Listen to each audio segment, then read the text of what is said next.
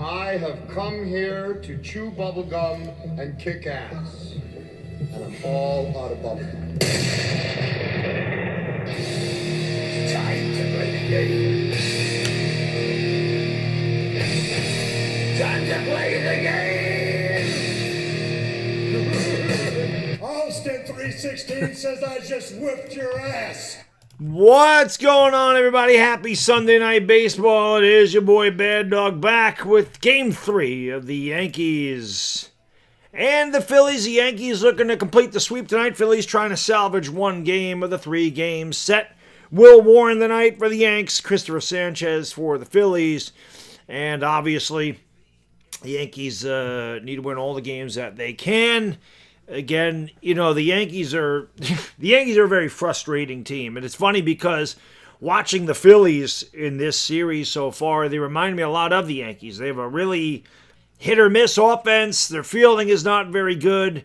And, their offense hasn't done much of anything. They've left men on base. They've committed errors. They've missed plays they should make. It does remind me a lot of the way the Yankees play baseball. The thing is with the Yankees, man, the American League is such a weak league. There's no really good team in the American League, and as much as the Yankees piss us off and frustrate us and everything else that goes on with this team, especially offensively, I'd say offensively is the worst, and defensively too. The Yankees still have a real chance at getting out of the American League. Their starting pitching is as good as any in the league, and if the Yankees could make some upgrades here, if they could get a Mason Miller to come out of the pen, if they could add a Ryan Jeffers to get behind the plate, and they could actually get healthy, you never know. But again, the Yankees, I don't know how long Cody Bellinger is going to be out, but he left last night's game with a hamstring injury. I didn't look to see how long he was going to be out, but he's not in the lineup tonight. So you got Anthony Volpe hitting fifth. I mean, it's amazing how little depth the New York Yankees carry. When you have to have Anthony Volpe hit fifth in your lineup, that's really pathetic. I don't know what else to say. The guy's OPS is 650. These stat nerds love OPS. It's like their favorite freaking stat, OPS. Well, he's got a career 660 OPS, and he's hitting fifth in your lineup. You got to have something better than that someplace. To be honest with you, I don't like this lineup at all. They have Ahmed Rosario hitting third. Goldschmidt leading off. Why don't you have Grisham lead off like he normally does? Goldschmidt hit second. Rice hit third.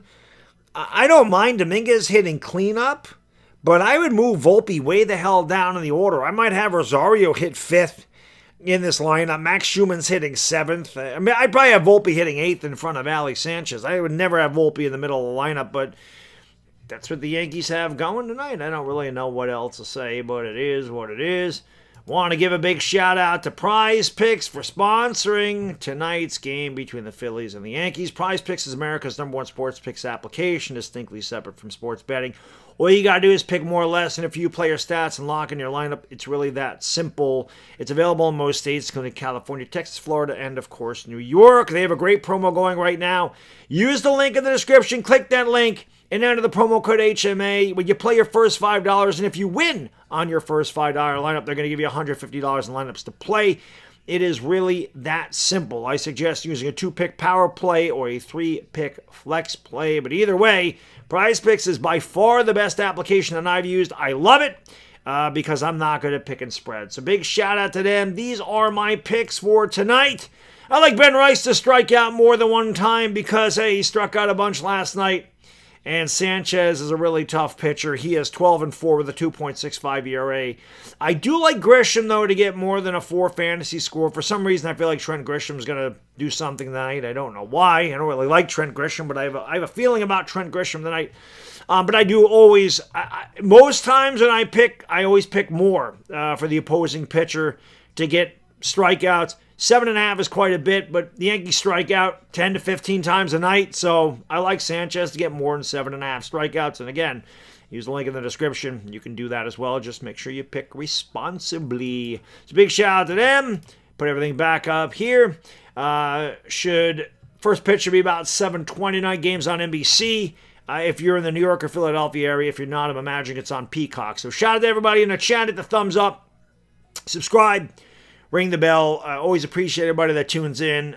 Really appreciate everybody that tunes in because, as you know, YouTube has been throttling my channel and burying it for some time now, actually taking 60 likes out of my live stream last night. They just do very weird things to constantly shadow ban and throttle my channel. I don't know what I did to the YouTube gods, but they have continuously done this. They've removed almost 200 subscribers from my channel last week.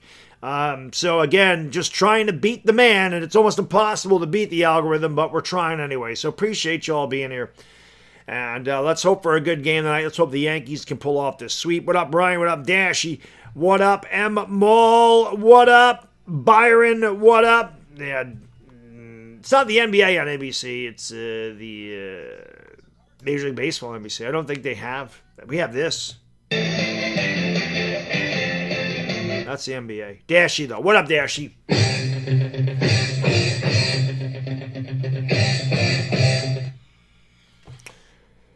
Big Mike, what up? Why isn't Spencer Jones up? Because Spencer Jones sucks. Spencer Jones is a poor man's Joey Gallo. I think Spencer Jones had 87 at-bats, and he struck out like 38 times. Only had 2 home runs.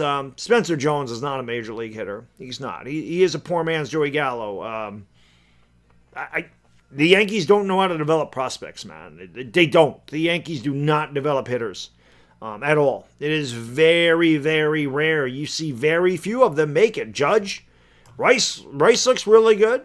Then you're hard-pressed to find guys. Anthony Volpe sucks. And we've been told for years this kid was going to be amazing. He's not. He's absolutely horrendous.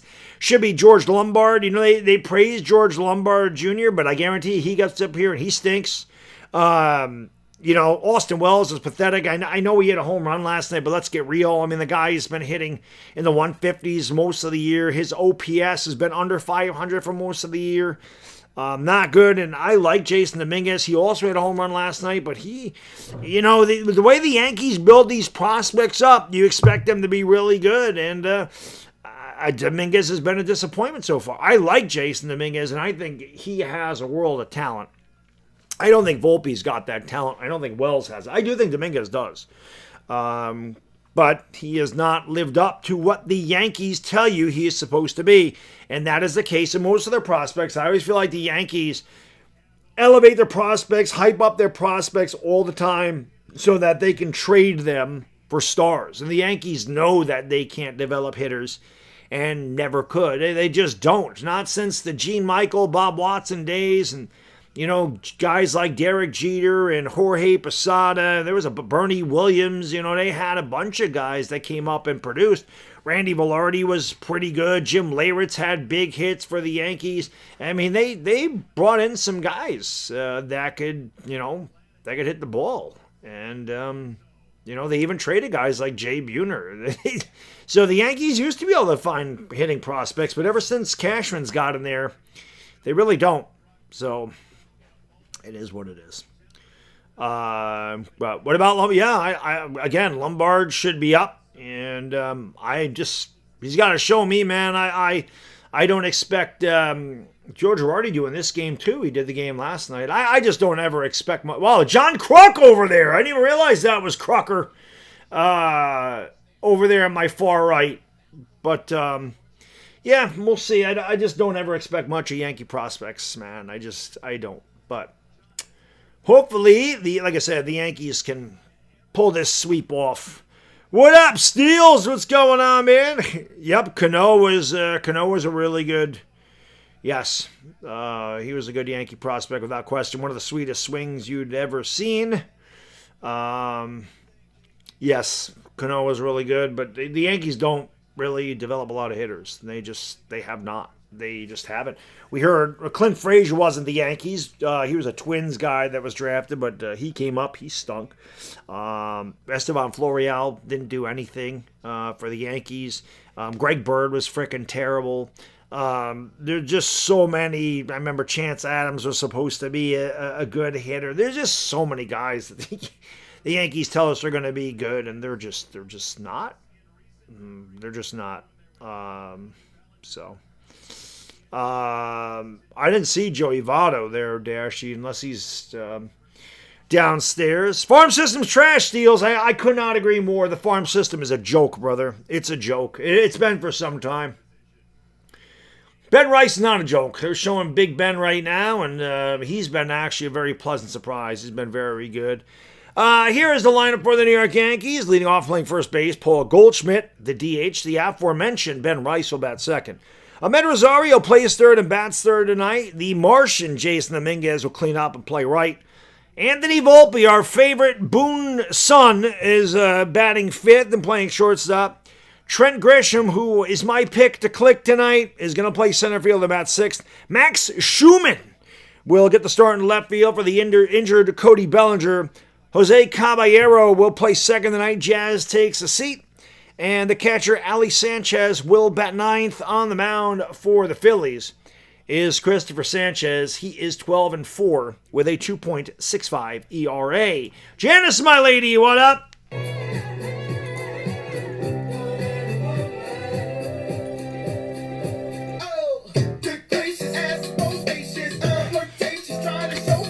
Steels, I gotta imagine I'm gonna meet you on August 29th. Yes? Yes? Steels? TC Steels, I'm gonna meet you on August 29th, correct? You're gonna be there, brother? I'm gonna meet you. I'm gonna meet Pete with the madness and the mania. Lock hands for the first time when the powers collide on August 29th. You're gonna be there, right? What up, Jersey Girl? What up, Nathan? What up, everybody? All right. Here is Sanchez, 151 strikeouts and 132.2 innings and two-thirds innings.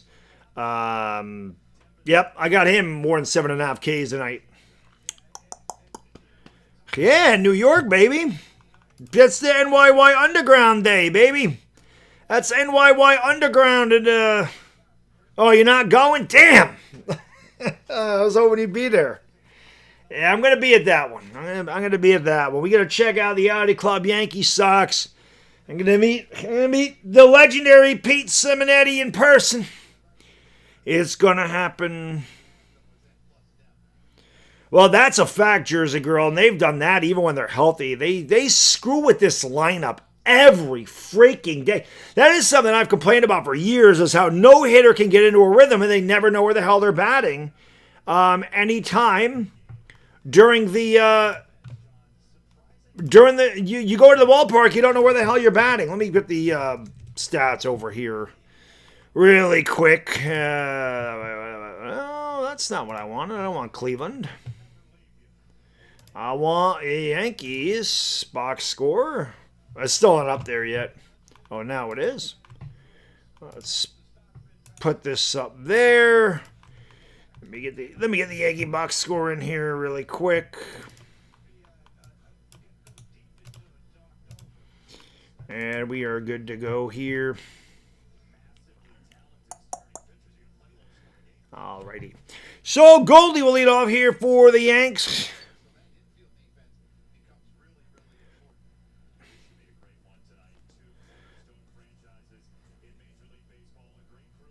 Yeah, well, it's because he doesn't walk a lot of guys. Big swing and a foul back by Goldie to lead it off. The count is 0-1. Yanks make no sense. I agree with that 100%. They do not make any sense. Goldie leading off. Yankees looking for this sweep. The slender Sanchez deals from the left side, and that's in there for a strike. I'm surprised Goldie didn't challenge that. It seemed like it was inside. And the count is quickly 0-2. Sanchez looks in for the sign. Kind of reminds you of Chris Sale with his build. And the pitch. Goldie checks on a pitch, low and in, and the count is 1-2. There is Don Mattingly. Should have been the Yankee manager years and years and years ago. The Phillies have really turned it around since a horrible start since Donnie Baseball came into the fray. And Goldschmidt fights it off and lines a base hit to left field. So Goldie reaching out, just making contact. And a good start to the Yankee first as Goldie is on base. Sanchez had a fool. Goldie just, again, that's a two-strike swing. You're just trying to make contact. The bottom hand came off, and it didn't matter. That's it. Yo, B-Rog, what up, brother?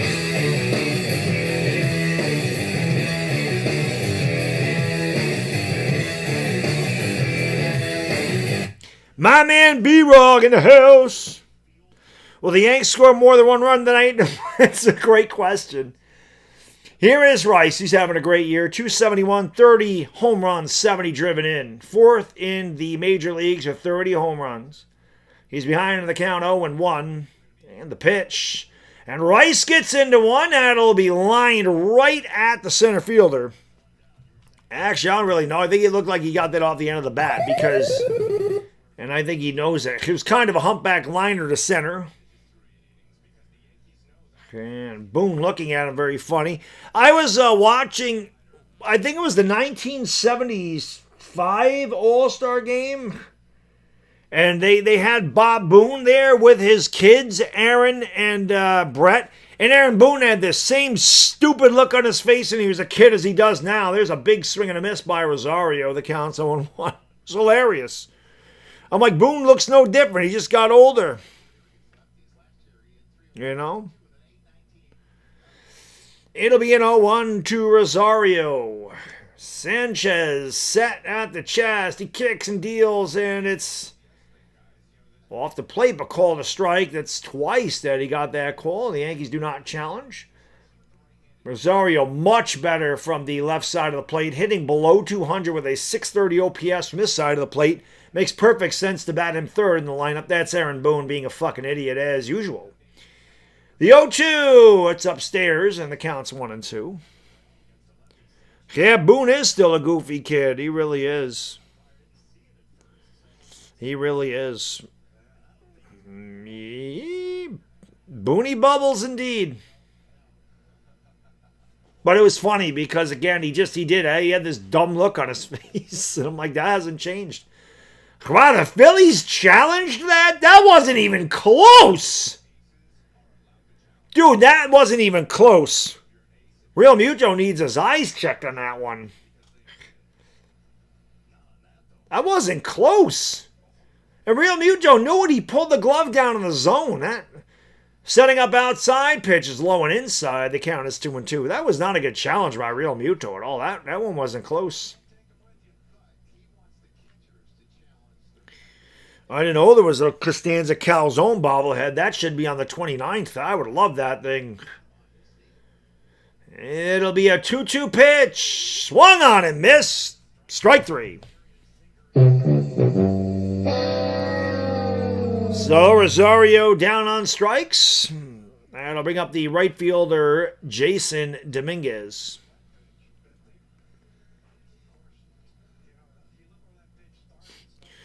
107 degrees in Phoenix. Yeah, there's another Chamber of Commerce day here today. Again, 83 degrees, sunny.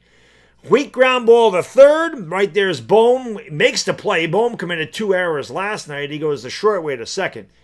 Not retire the side. For the Yankees, no runs, 1 hit, 1 left. We've played a half. We'll go to the bottom of the first. The Yanks nothing, and the Phillies coming to bat. Rico Petrocelli's in here. A former Red Sox great has made the chat.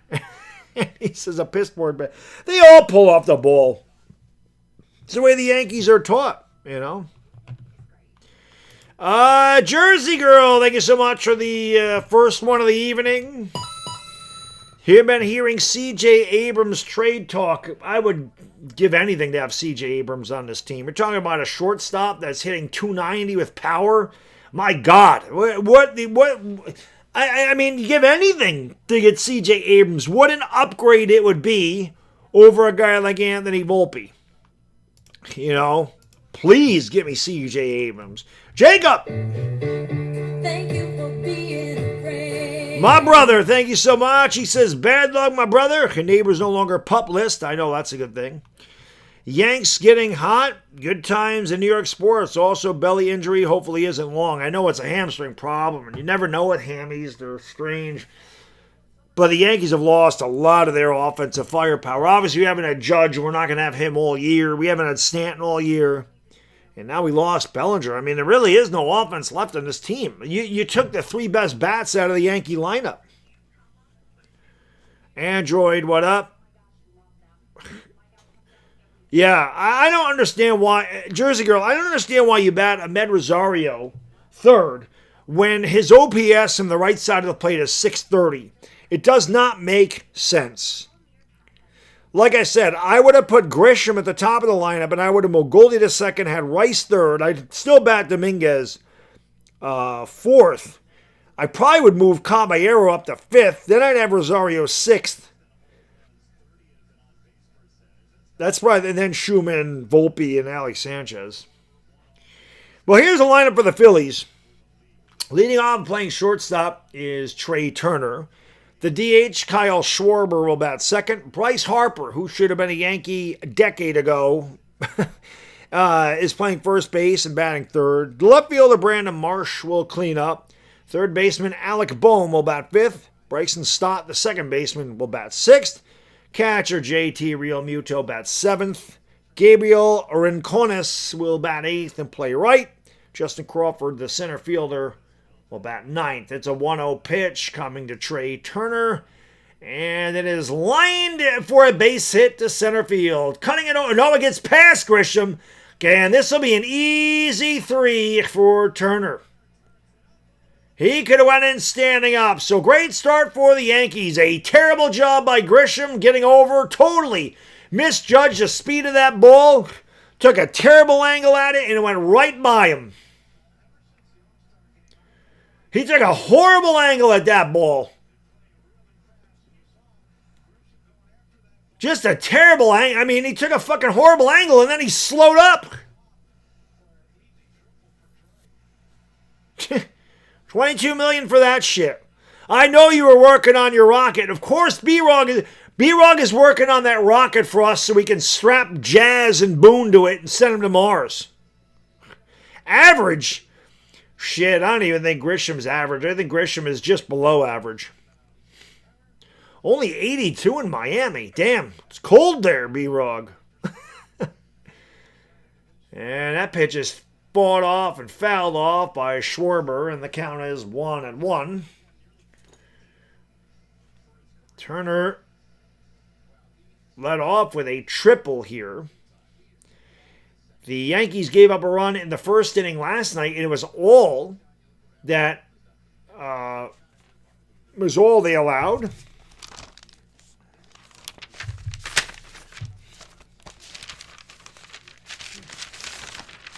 What am I looking for here?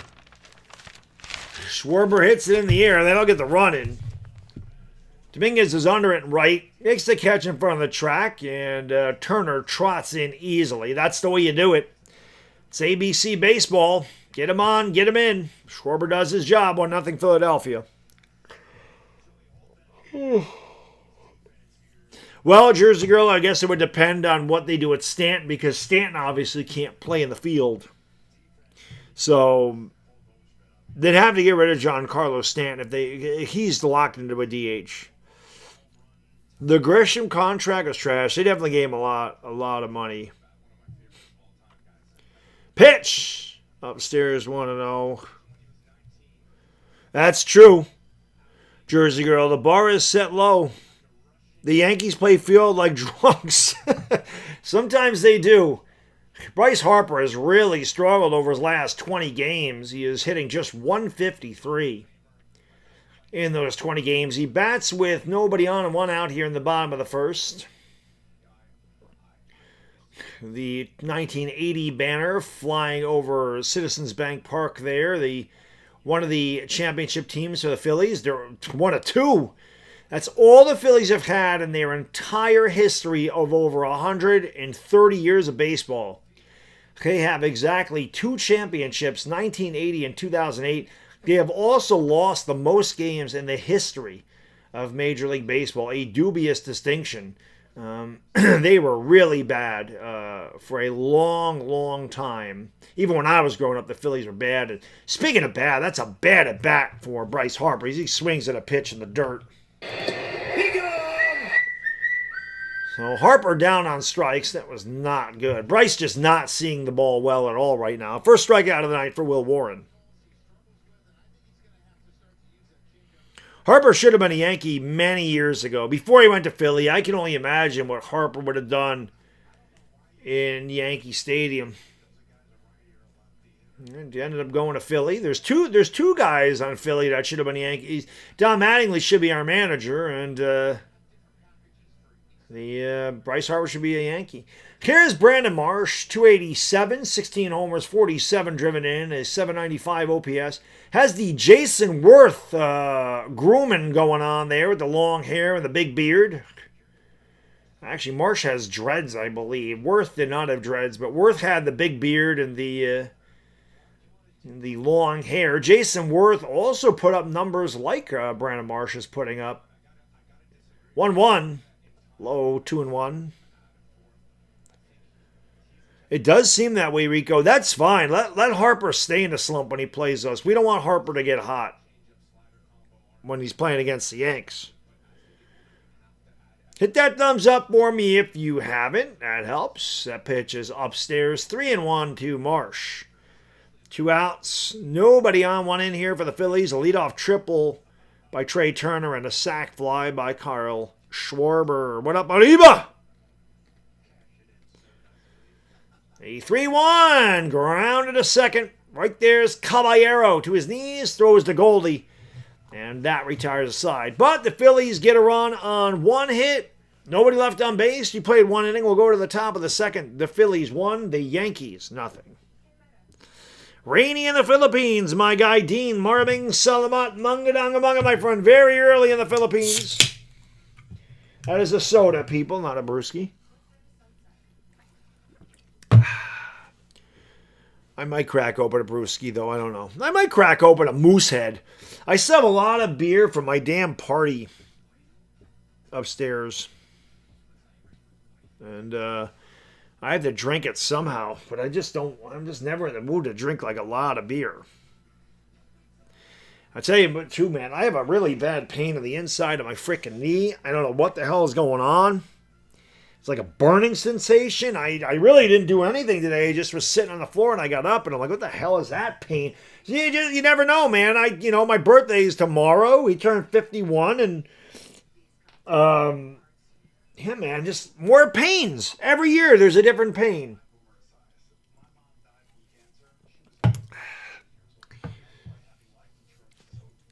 Monday birthdays bite the big one, by the way. I like when your birthday's on a Friday or a Saturday. Those are good. Saturday. No, I'll go to work tomorrow, Janice. I don't take my birthday off.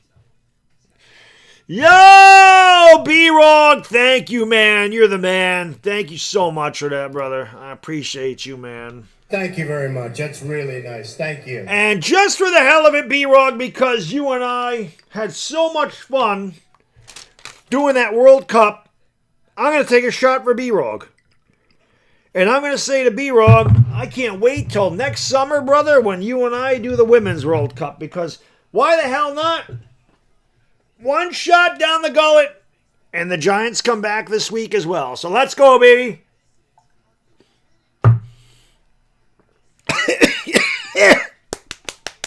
Smooth. That's so bad. It's horrible. B-Rog, you know that pain. You did those to me. Yeah, I know you did one too. I know you did one. I didn't wait, so. But I know B-Rog will throw him back at me because he had to do it during the World Cup, which was awesome. If the Yankees are dude, Jack, you're preaching to the choir, brother. How is Rosario hitting third with a 198? I agree, in a 630 OPS. How? I said that when he was up. It doesn't make any sense. Speaking of not making sense, here's Anthony Volpe. He's hitting 5th tonight for the Yankees. 0-1. Off the plate inside. The count's 1-1. But I'll tell you what, don't worry about it, Yankee fans, because Anthony Volpe and his family are nice people. So let's have all the people in New York media be apologetic for Anthony Volpe not being a good baseball player. I'm sure he's a great kid. Nobody's sitting there saying, oh man, the guy's a terrible human being, but he can't play shortstop. He has a weak arm. He's not a good fielder. His OPS sucks. The guy is Bobby Meacham with a little bit of power. 3-1. The call, yeah, it's terrible. That always makes me cough. It's just gross. It's grotesque. TC Steele is a lineup full of 9-hitters. For the most part, yes, it is. Volpe in the driver's seat, though, 3-1, taking all the way, and the count is full of 3-2. Ace, thank you for being a member for just over 3 years. What is one of my favorite? Oh, God, there's a million, but I always go back to Illmatic. It's the greatest hip-hop album ever made. The original Illmatic by Nas, that is my favorite. Of course, anything Biggie did, I always love Biggie. He's my favorite rapper of all time. But Nas, I think Illmatic is the best. But the infamous by Mobb Deep is up there.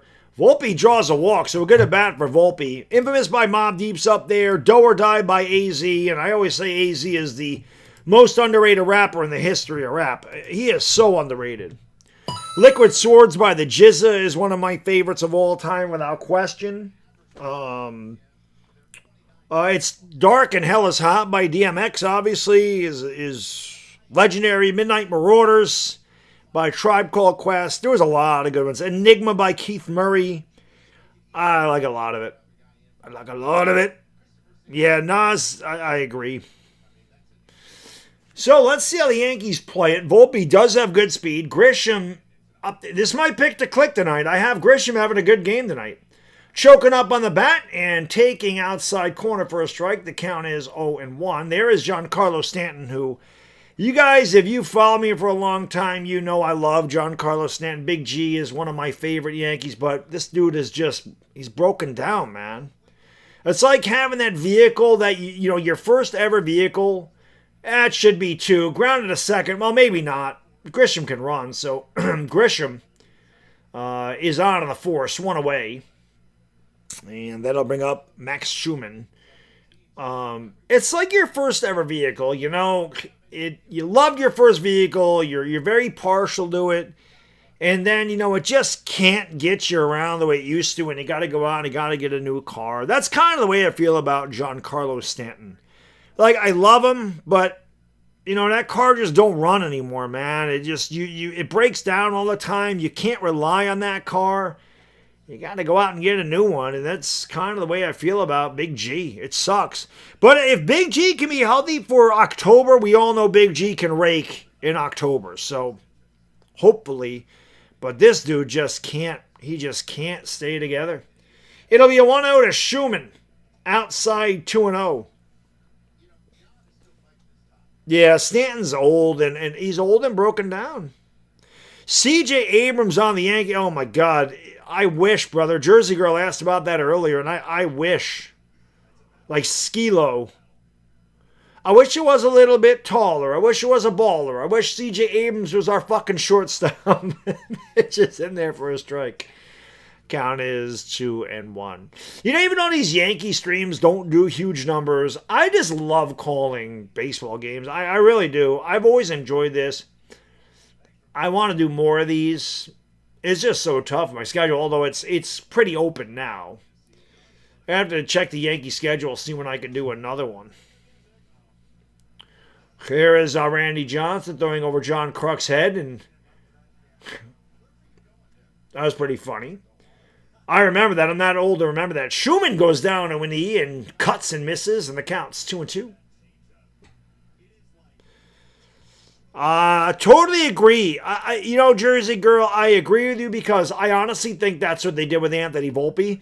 And I don't know if Volpe would have ever been really good, but they definitely rushed Volpe to the major leagues. You don't want to make that same mistake. That ball's grounded up the middle. Oh, what a beautiful play! Oh, that was almost one of the best double plays you've ever seen.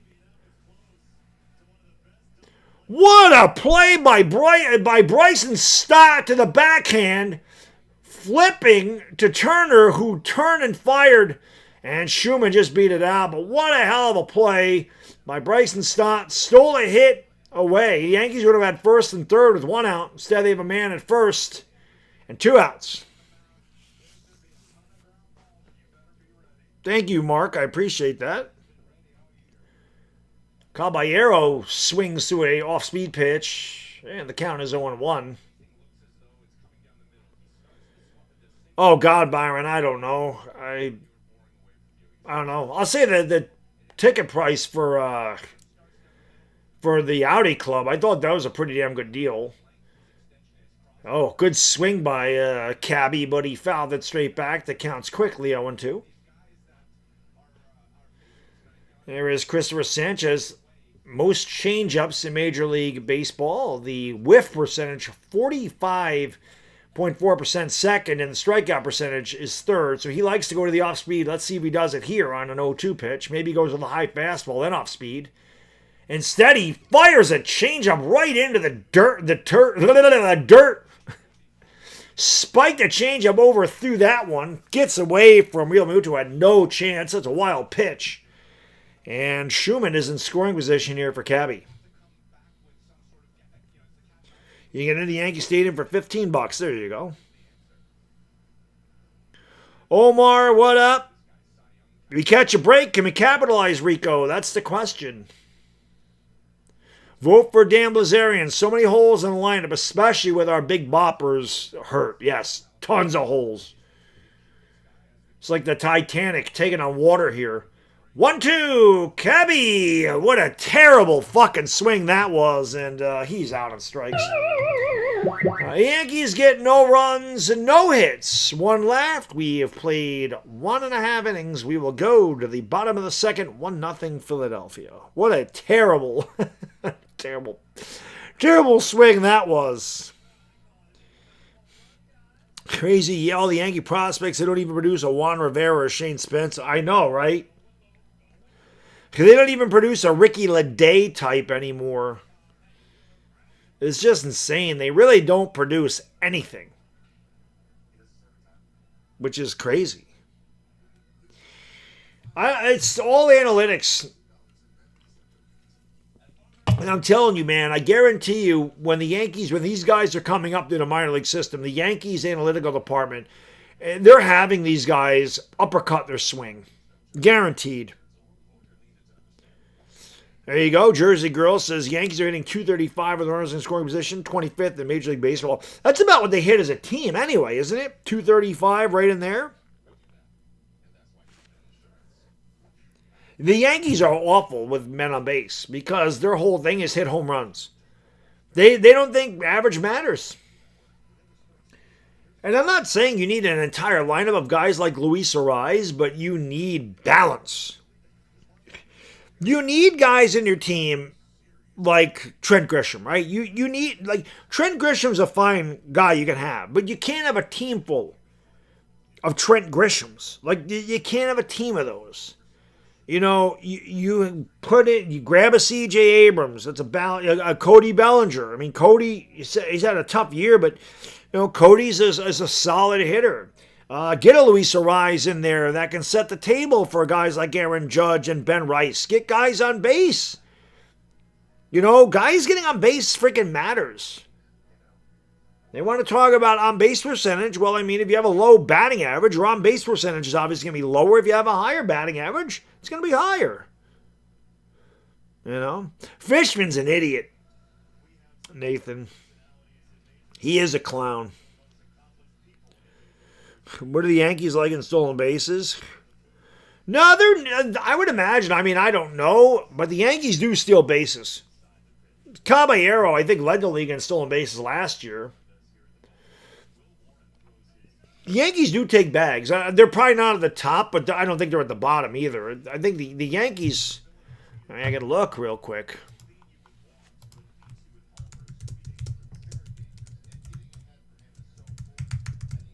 Foul back. The Yankees are actually 6th in stolen bases with 98. Sorry, 7th. The Nationals lead everybody with 116. So the Yankees are 7th. I mean, they will swipe a bag. That pitch is just low to Bohm. 2-1. Bohm starting Real Muto 5, 6, and 7 for Philadelphia here in their half of the second. Alec Bohm had a very tough night last night. He was 0 for at the plate, committed 2 errors in the field. And that sweeper's in there for a strike, and the count is even at 2-2. The Rays won today, so the Yankees have to win to keep pace with them. Pirates over the Cubs 8-7. Mets were able to get a game for the Dodgers, and he swings and misses. So another K for Will Warren as he blows it right by Bohm. And again, Alec Bohm hitting about 220, hitting 5th for the Phillies. I'm telling you, this Phillies and Yankees lineups, these two teams are very similar. I don't know how the Phillies starting pitching is. I mean, Sanchez obviously is a really good starting pitcher, but I think the reason the Yankees have a better record is because they just have better starting pitching. Starting pitching is the reason the Yankees are where they are. I won't be able to purchase NFL Plus in my cable budget. I'm going to have severe withdrawals, making everything so expensive. I know, Janice. The NFL is just, that ball is crushed, and it's gone. An absolute missile by Bryson Stott, 2-0. An absolute missile. I was hoping that ball didn't have the height, but that ball was no more than, I don't know, maybe 10, 12 feet in the air, and it got out and left. Sorry, and right. 2-0. An insurmountable 2-0 lead here for the Phillies.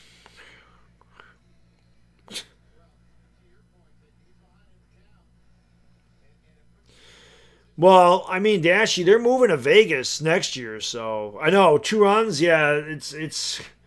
I think the Yankees did score 3 last night.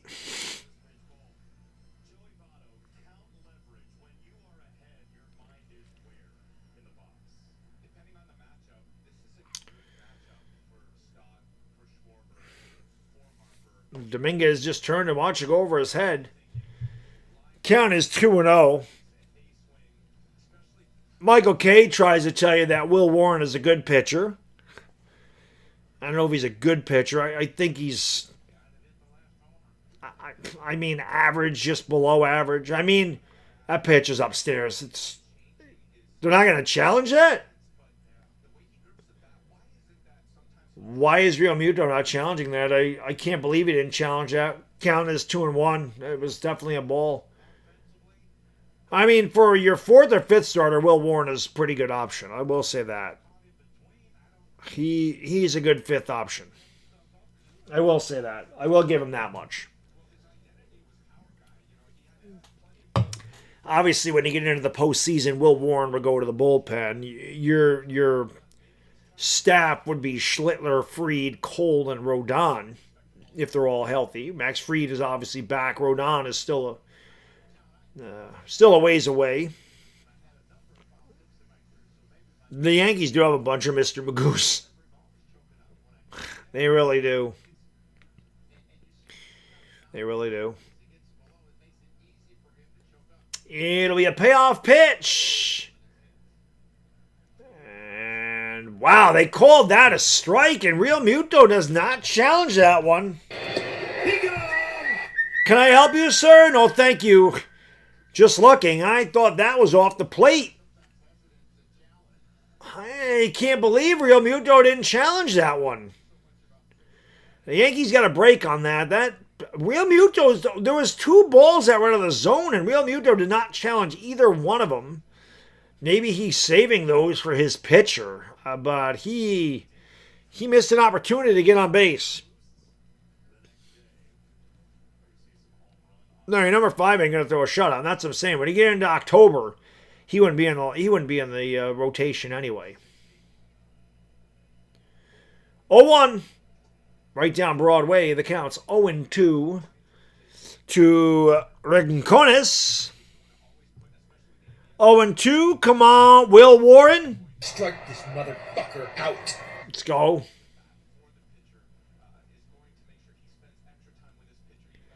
It bounced up there, 1-2. I'm actually surprised Warren did not challenge, or Realmuto did not challenge either one of those two pitches.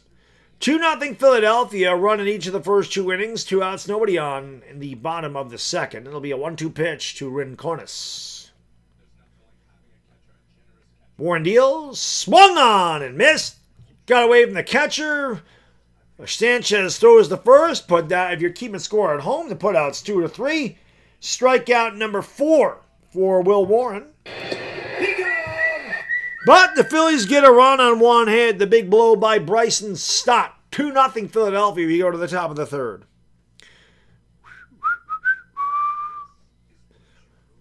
ABS probably should call the balls and strikes. They probably will do that at some point, Byron. They probably will do that at some point.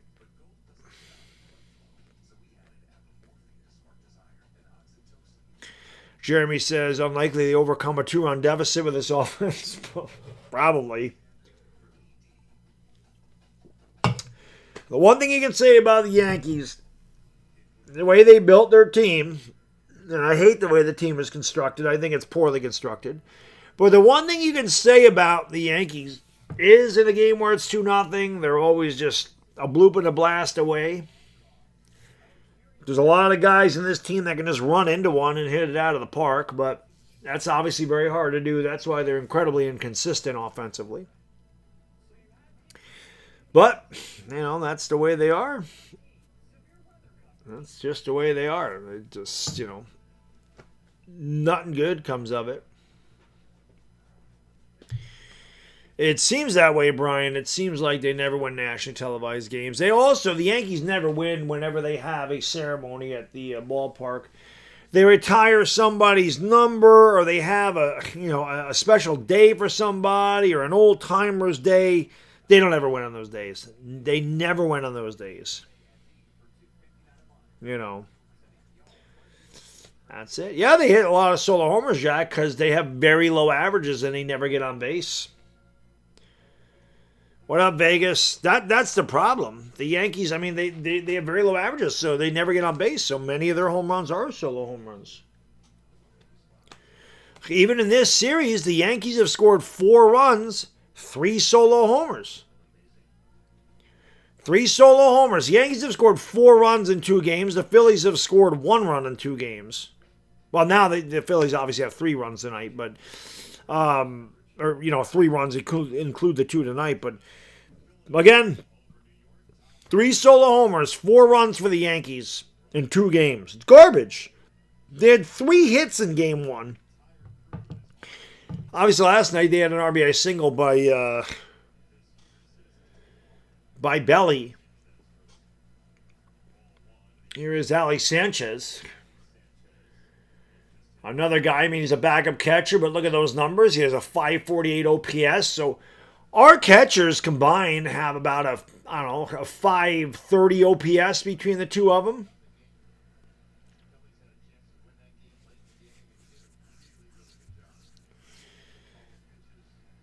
The 1-0, Sanchez fouls it away, and the count is 1-1. That's not Gary Sanchez, and I never thought I'd be longing for the days of Gary Sanchez. Of course, Gary Sanchez hit 147 one year, which is probably the lowest average I've ever seen in my life.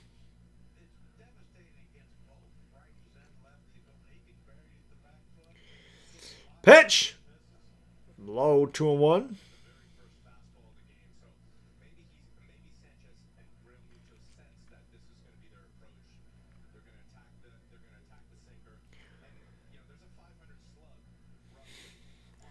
It'll be a 2-1 to Sanchez leading off the top of the third for the Yankees. Sanchez, Goldie, and Ben Rice. Sanchez takes high 3-1.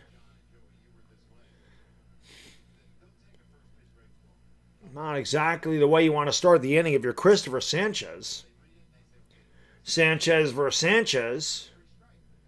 And Christopher Sanchez deals, and that pitch is on the inside corner for a strike, and the count is full at 3-2.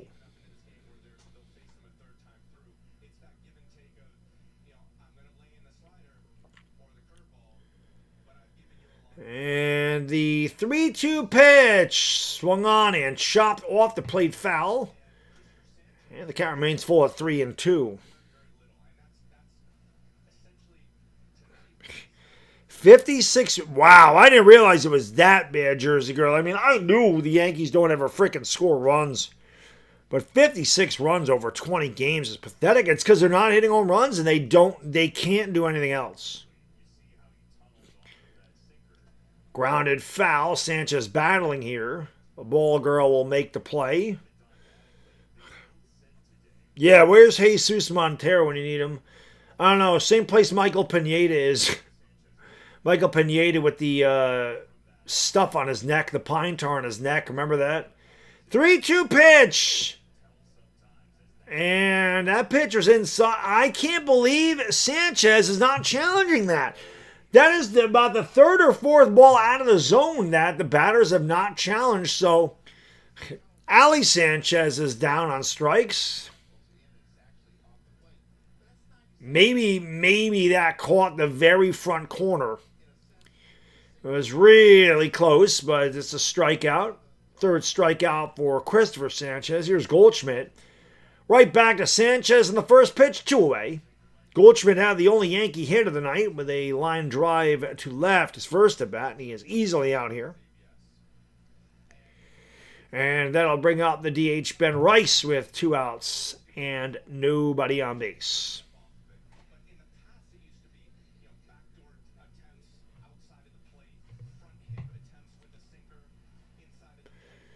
Retro caps for both teams. Dire Giants fan in the house. What up, brother?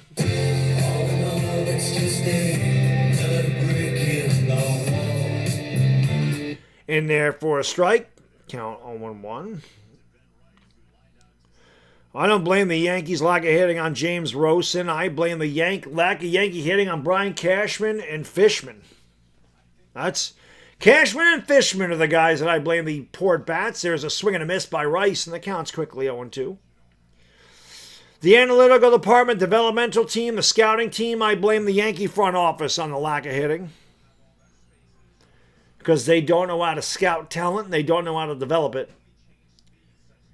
It'll be an 0-2 to Rice, just off the plate outside, 1-2.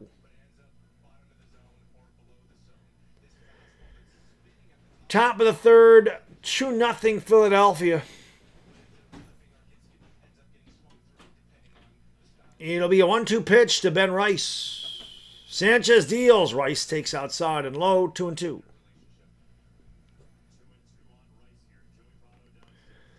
Almost at 50 likes, 3 away. They do play a very boring brand of baseball, Jeremy. You're absolutely right. It is a very boring brand of baseball. Rice swings and misses. He's down on strikes. 4 strikeouts for Sanchez. Both of those are good for my...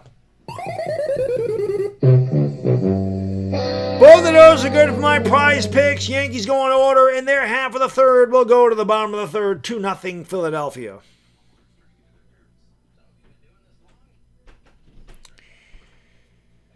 Yep, I just need Grisham to do something, and I'm feeling pretty good about Sanchez getting 8 Ks and Rice striking out more than once.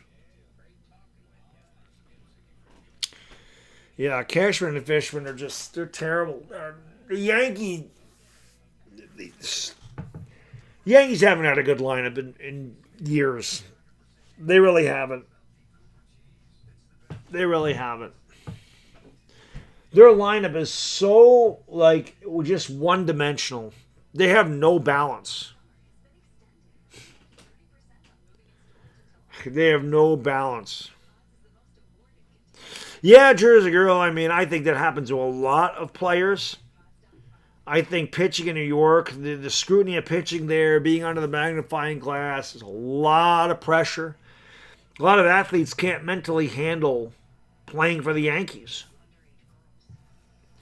I think it should be getting easier for them because the Yankees aren't what they used to be. There really isn't any pressure to perform here anymore.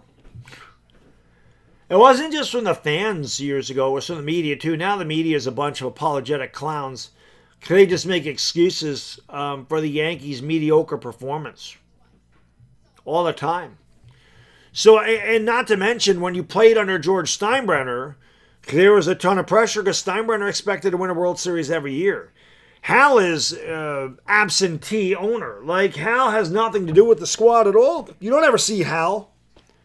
So, to me, there's really no pressure to perform here. You can, somebody mentioned earlier, you can be an average player. I don't even think Grisham's average. You can be a below average player like Trent Grisham and get $22 million and, hit 220 with 17 home runs.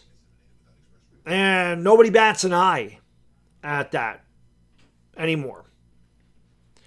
So I do think when Sonny Gray was here, it was a lot different when George Steinbrenner owned this team as opposed to Hal owning it. Because George expected you to win. George expected you to be your best. This front office really don't care. You can suck forever, and as long as you're a nice guy, they don't care. That call was overturned there. Some umpires having a hard time tonight. That was plenty of the plate. Here's Justin Crawford leading off.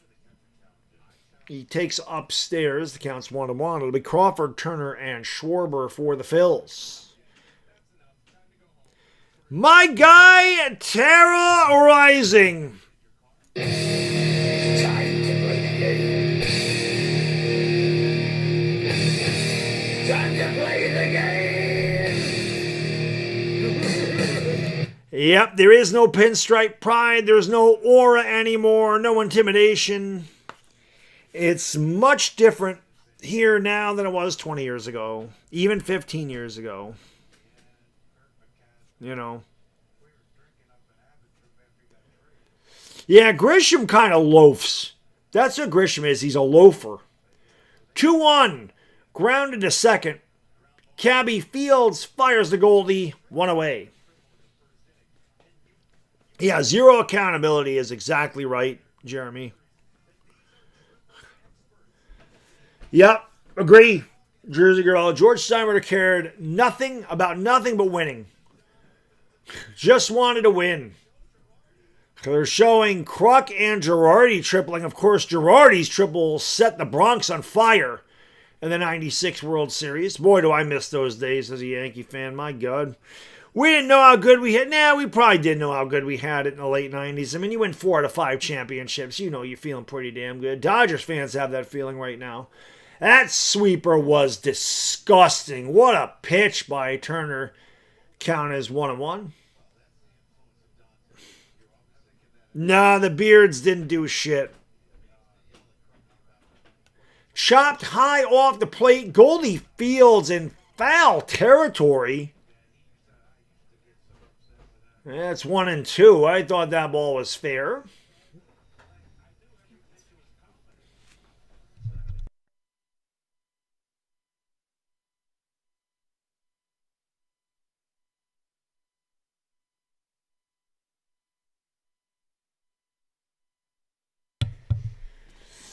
I thought this ball was fair.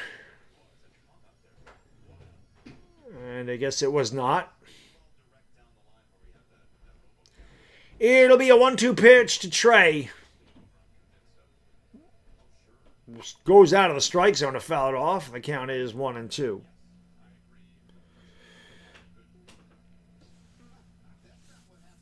Took too long for the Beards to matter. They had to get rid of the damn Beards anyway. They only did that for Devin Williams, and God, did that guy suck for the Yankees. He went around in that. Absolutely. So, another strikeout for Will Warren. And again, the Phillies reminding me so much of the Yankees, except for they got a sacrifice fly in this game, actually. They got a sac fly.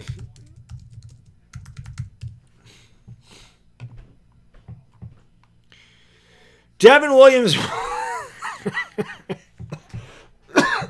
Mets fans talking so much shit to Yankee fans about getting Juan Soto and taking Devin Williams from the Yankees.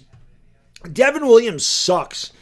And the Mets are terrible, but I'm just laughing because Devin Williams has a 1.63 whip and a 4.54 ERA. That is awful. Like, why do the Mets do stuff like that? He was terrible with the Yankees. Why would he be? The whole reason I even brought up David Williams is because the whole reason the Yankees have the beard policy now is because of him. Just terrible. It'll be a 2-0 to Schwarber. Good sweeper on the outside corner. Count 2-1. 2 outs, nobody on in the bottom of the third.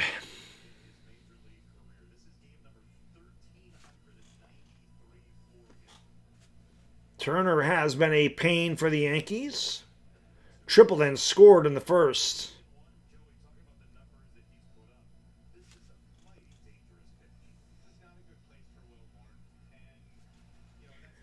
It'll be a 3-1. There's Joey Votto. That's who Dash was talking about. Votto will be in the Hall of Fame someday.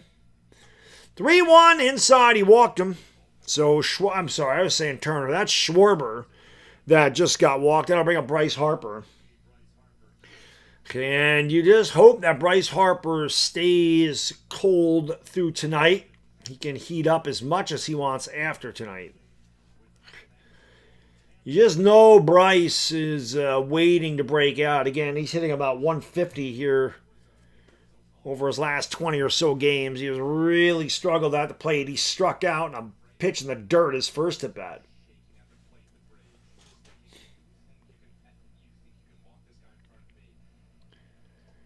Takes upstairs for a strike. Count is 0-1.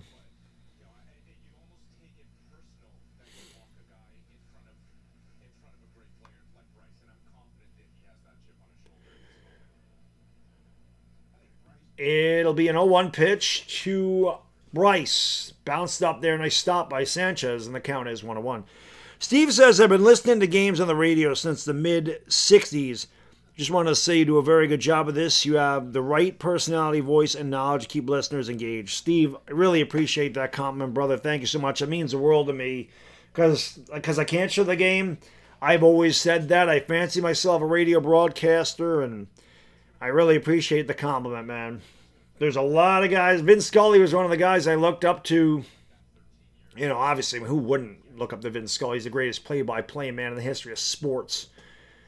Harper swings and rips it down the line. This is going to go into the corner. You know, it's only a matter of time. Dominguez fields in the corner, fires it into the cutoff man. Harper's at second. Schwarber can't run. He's at third. And the Philadelphia Phillies have a 2-out rally here in the bottom of the third inning. It was only a matter of time. Harper got around on that fastball, ripped it into the right field corner. And again, because Schwarber is a catcher, Schwarber just can't run. Schwarber's a big dude, and he's carrying a piano on his back as he rounds second. Good job by Dominguez getting it in quickly, but you knew it was a matter of time with Bryce. So, we have a meeting at the mound here. Trying to get out of it. Probably trying to decide what they want to do with Brandon Marsh. I'll be honest, I would put Marsh on. Marsh has an OPS at 800. He's batting from the left side. Alec Bohm has really struggled this year and in the series. I probably want a righty-on-righty matchup. I probably would just take a look at that. Will Warren, 207 the first time through the lineup. 298 after they get a look at him. As a starter, that is. I would not pitch to Marsh. I would put him on base, and I would pitch to Bohm. That's what I would do here.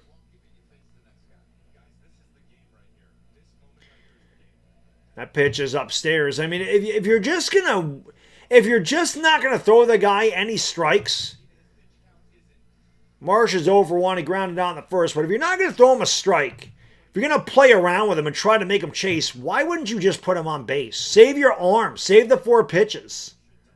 It's outside 2-0. He's not pitching to him. I have a hard time understanding the philosophy here. It doesn't make sense. And now did Boone just say to walk him? Oh, God. He didn't. I mean, why would you make Will Warren throw 2 pitches? What is the point of that? What is the point of having your pitcher throw 2 pitches only to put him on base? Come on.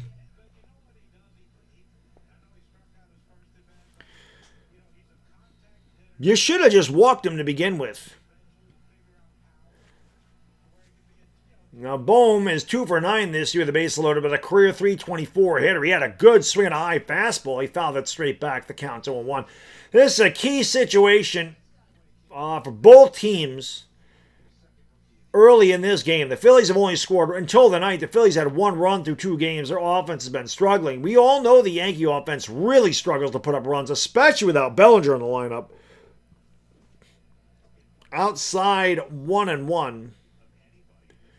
You got to get this out if you're the Yankees. You do not want to fall behind 3 or 4 to nothing to have to come back, because the Yankee offense just is not built for that. They do not get enough runners on base to come back from a 4-run deficit.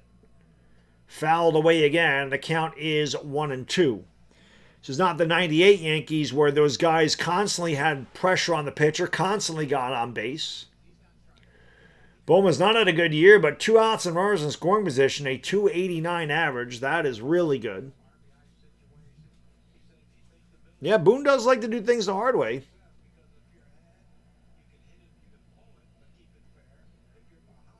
The pitch, upstairs, 2-2. Haas says, haven't had a chance to tell you happy birthday. Thank you, Haas. I appreciate you, brother. I appreciate that, man. Thank you, Haas. My man, Haas. Yeah, 51 years old tomorrow. There's Joey Votto. Pulled the string on him. 2-2. He did go with a sweeper. That was a bad location. He's lucky he got that one back. That sweeper hung up around the belt. You don't want to put that there. Luckily, that was off the plate. But that's not where you want that sweeper. Those pitches are made to go a long way. Got to get that one down to the zone. Don't make that mistake again. Got away with it. The 2-2 pitch. Popped up foul, high fastball. Bohm stays alive. The count remains even at 2-2. It's 2-0 Philadelphia. They have had pressure. Much like last night, they had pressure on Weathers all night long. Could not get to him. They have had pressure on Warren all night. They've gotten 2 runs here, but Warren is trying to wiggle out of a bases-loaded 2-out jam in the bottom of the 3rd inning. He's at 56 pitches already, and he steps off the rubber.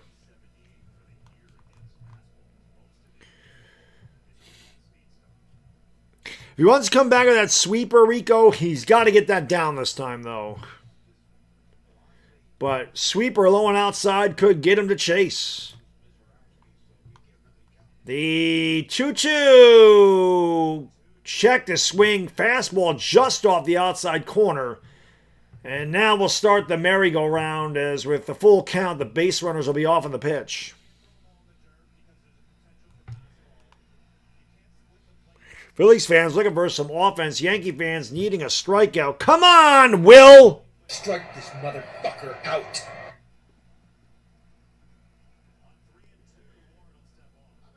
Wow, Warren stepped off just before the pitch clock expired. The Phillies fanatic is... Come on, Will. Here's a 3-2. Sweeper up in the zone again. I got to imagine this is Warren's last batter, one way or the other. He is up to almost 60 pitches with 2 outs in the 3rd. And again, that sweeper is just hanging up in the zone. He got away with another one, man. He's got a break on 2 of those. That pitch is not supposed to be upstairs.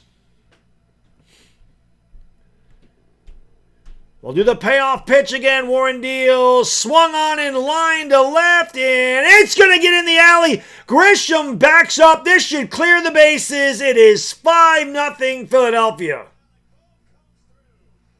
I'm sorry, it is 5-0 Philadelphia. So a bases clearing triple for Alec Bohm. Schumann dove for it. Wasn't even close. That was a line drive going away from Schumann. Grisham's lucky he even got to that, because Grisham looked like he stopped.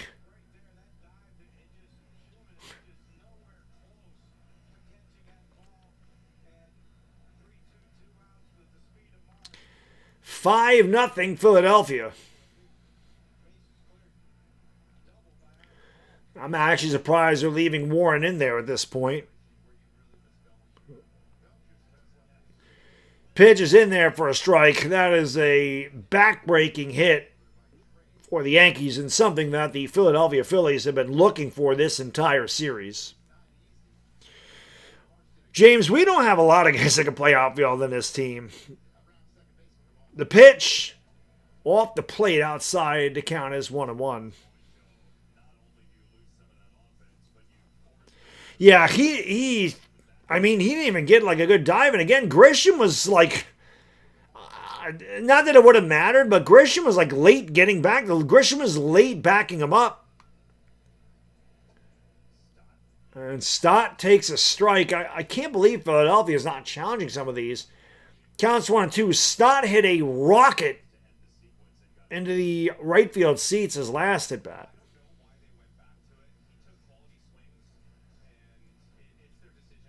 Schumann's diving for show. Yeah, he definitely should have just not dove there. 1-2. Sanchez got away from him there, but the runner stays put. Counts 2-2.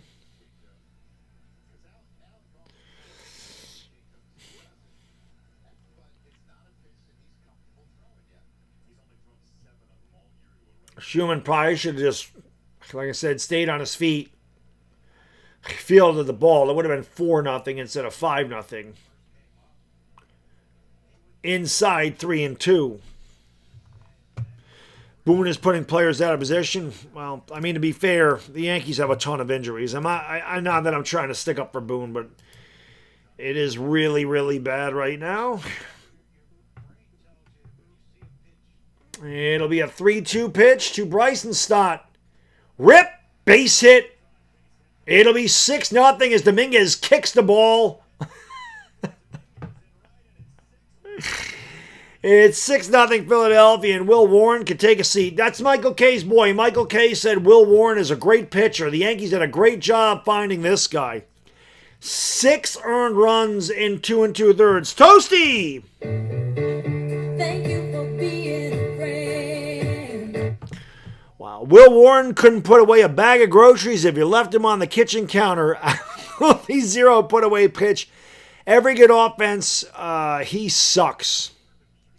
I don't even think the Phillies are a really good offense, and that just tells you everything. And Boone continues to stay with Will Warren here, who has had nothing this entire game. The pitch to Real Muto is a strike. The count is 0-1.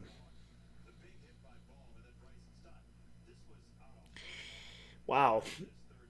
That's not a good performance. There's another line drive right to Cabby, who is playing near the bag. Throws the Goldie, and that retires the side. But the Phillies do a shitload of damage. 4 runs on 4 hits. They leave 1. We've played 3. Philadelphia leads 6-0. Wow.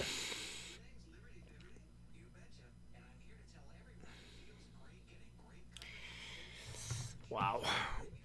The Yankees are not built to come back from this deficit. I agree. They don't get enough men on base. You might see a couple of solo homers by the Yankees, but they're not built to score 6. And it's twice as bad today because the Rays have already won. Yankees go to Chicago the next couple of nights. Perhaps the next game I do is Wednesday. Looks like a good one. Then they go to the Cubs, so they play the north side and the south side. Well, Saturday the Yankees play at 7:15. Maybe I can do that one too.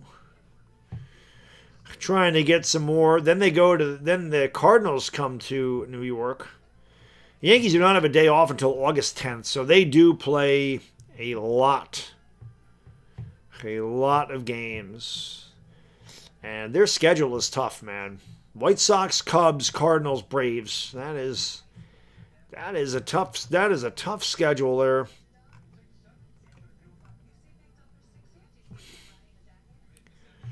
That is a tough schedule. August 29th is a 1 o'clock game. Why the hell was I thinking August 29th was a late night game? I have to wake up early and get to the city.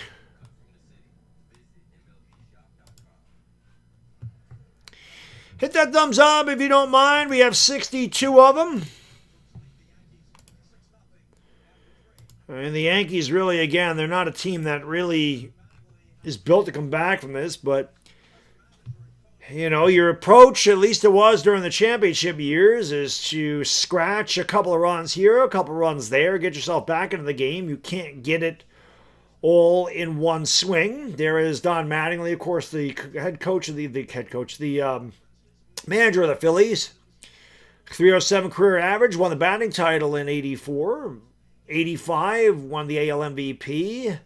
6-time All-Star, and belongs in Cooperstown. Why Mattingly is not in the Hall of Fame is still a great mystery to me. Count is 0-1 to Ahmed Rosario, hitting third tonight from the right side with a solid OPS of under 700 and hitting less than 200 from the right side of the plate. Let's bat him third, where your best hitter is supposed to bat. But that is Aaron Boone's analytics for you. The count's 1-1.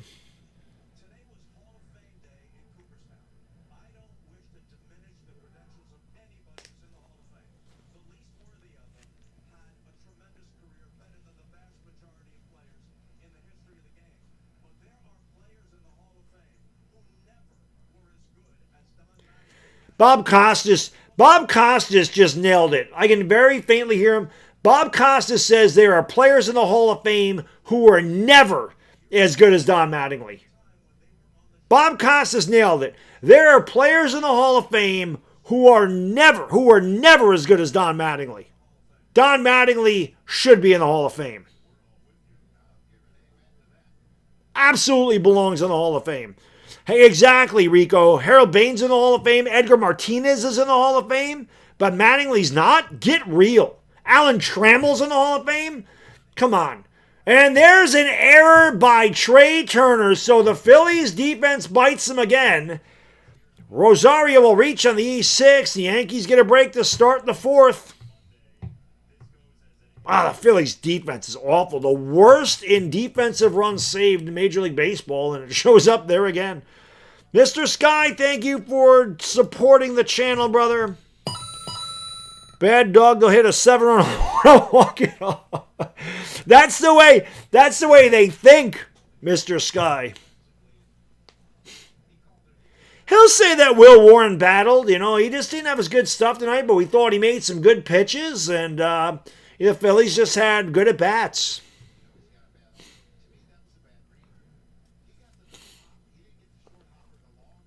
You know, it'll be a 1-0 to Dominguez. He homered last night from the right side of the plate. Good pitch there, a good sinker on the inside corner. The count's 1-1. Gemini Don, what up? Luke, what up? We're at 68 likes. Hit that subscribe button if you haven't. We call much more Yankee games here over the next month before football season begins. The 1-1 to Dominguez is popped up on the outfield grass. It's actually, wow. I think Rincones was trying to deke Rosario, making Rosario think he didn't know where the ball was. He makes the catch, and there's one away. Look at him. Where's the ball? I can't see it. My eyes are right on it, but I can't see it. He was definitely trying to fool Rosario into thinking he didn't know where the ball was, trying to double him off. Look at that little smirk. He knows. That's true, Jack. That's true. Volpe hits the ball into the alley, and that's going to get down.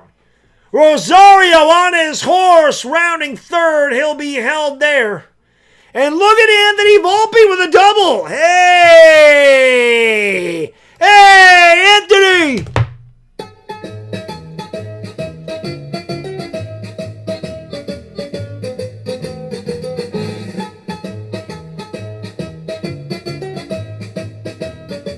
All right, look at the Yankees got to get at least one run here. You got second and third with one out. You got a big break on the E6. That's going to bring up Trent Grisham, who is my pick to click tonight, by the way. Trent's got to at least get the ball in the air. At least get the ball on the ground. You got to make contact. And he fouls it away. You can't pop up or strike out here. You got to at least, at the very least, get Rosario in from third. At the very least. But here is Trent Grisham hitting .218 with 11 homers and a .715 OPS. In today's Major League Baseball, when you play for the Yankees, those numbers get you $22 million. They don't need a long ball. They just need a single. You just got to get 2 of them back right here. Not even close. Grisham swings at a pitch that he couldn't have hit with a fucking sequoia. And the count is 0-2. Good God, what a horrible swing. Dude, put the ball in play. That is your job. They're giving you a run. Put the ball on the ground. 0-2. He laid off that one that time, 1-2. Come on, Trent.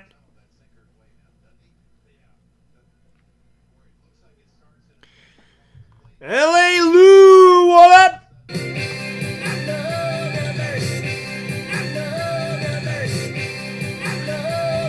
It was close an inning ago before Warren gave up a 3-run double to Alec Boehm. It'll be closer if Grisham can actually put the ball in play. The Phillies are giving you a run. You're down by 6. They're playing the infield back.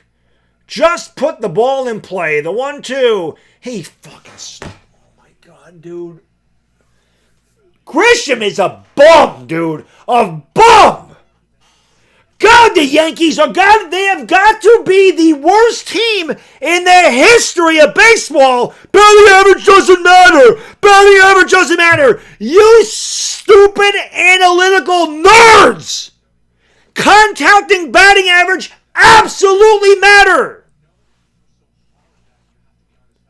You're telling me a guy like Luis Ariz isn't in a big spot like that isn't valuable? What the hell goes through these nerds' heads?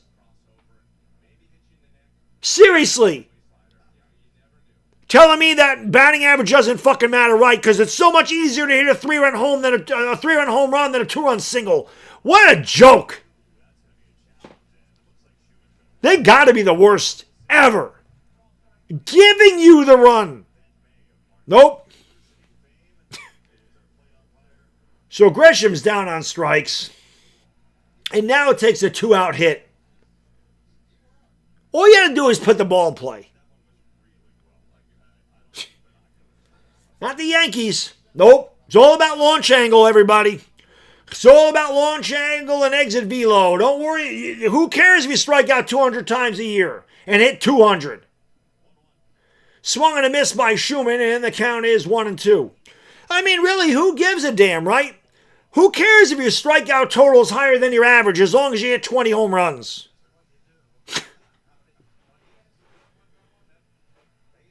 The home plate umpire is terrible, Rico. He is. 1-2 to Schumann. Low 2-2.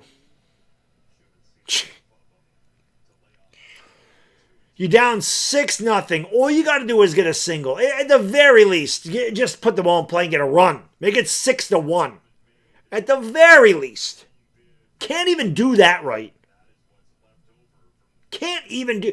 This is why the Yankees are a maddening team. Conrad's got that right. Never seen a team with so many overpaid players ever. This is what a $330 million payroll gets you. This. 2-2 to Schumann. Low 3-2. Jose Caballero waits on deck if Schumann's able to reach. Did I miss Bodo? Bodo! What now? Look at all the legends. B-Rog, Lou, Bodo, Janice was in here. Dashy. 3-2. Schumann takes a walk. Bases are loaded. Good job by Schumann passing the baton. My guy, Bodo.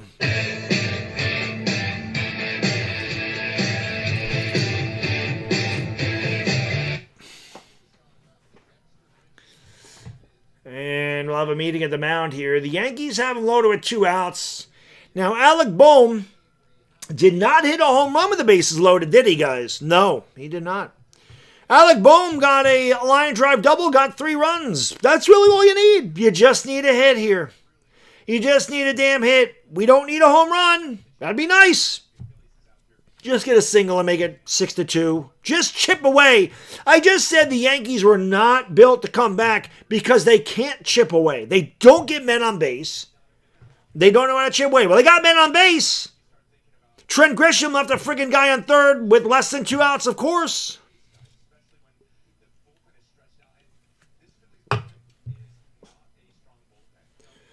Exactly, James. The Yankees hitters do not really, barely any hitter makes an adjustment with 2 strikes. They always swing for the fences, regardless of the count. Regardless of the score, every situation should change your approach to the plate, but it does not happen in today's game. Caballero swings at a hanging slider, and he swung through it, and the count's 0-1, but they don't. Every situation in baseball, that's the beauty of baseball. That's baseball, Susan. That's the beauty of it. Every situation dictates a different approach. Not with the Yankees. Their approach is always the same. Swing for the fences. And pitches inside. No matter the count, no matter the score, no matter the inning, their approach is always try to hit the ball out of the ballpark. Every time. Exactly, Lou. That was a swipe. That's really the way they swing it. The 1-1 to Cabby. Go to right field, Cabby. Nope, again. You see Caballero open up the front foot, pull his shoulder off, way out in front. Not staying back, not keeping his hands back, not keeping his hips closed. These guys fly open trying to pull the ball. Just make solid contact. Think middle, right center. He pulls it foul, it counts 1-2. That is always supposed to be your approach. Think up the middle and opposite field gap. That is supposed to be your approach. It don't mean you won't pull the ball. It don't mean you won't hit a home run. When you try to drive the ball back through the middle, you're going to have much better swings. Nobody does it anymore. 1-2. High chopper. Going to be a tough play. Turner Fields fires, and he just got him. And that will retire the side. So the Yankees squander an opportunity. They leave him loaded.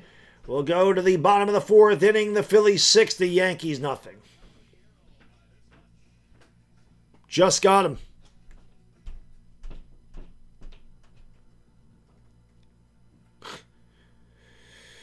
Oh, God. They're just such a... The Yankees are such a... I forgot who said it, but they are such a boring team.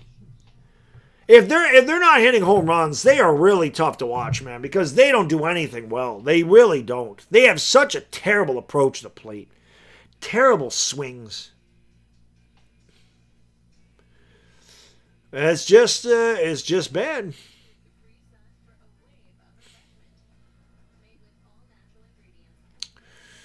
I ain't letting you. Well, you guys we're not gonna let you have anything. We're not in first place, man. Aaron, the Yankees need all the games they can get. That's normally what we get, Jersey girl. That's normally what we get. Just needed a single. At any point between Grisham and frickin' Caballero, just needed a single. I know, Mattingly should be managing us. Mattingly might be a little bit too hard on the players, though. Mattingly might give them some truths here. I mean, we all know that today's modern athlete, the divas and the soft mental makeup that they have, the weak mental makeup that these athletes have, these athletes that make hundreds of millions of dollars, they can't take a little bit of criticism.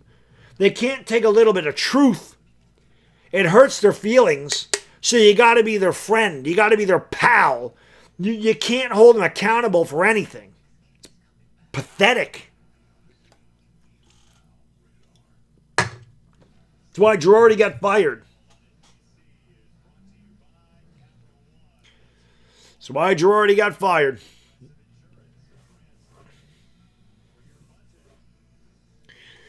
Look at that 2009 World Series.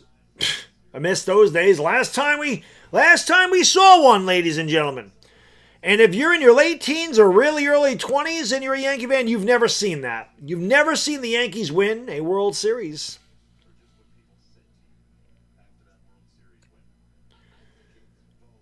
That pitch, a check swing, didn't mean to tough play. Rosario, not in time.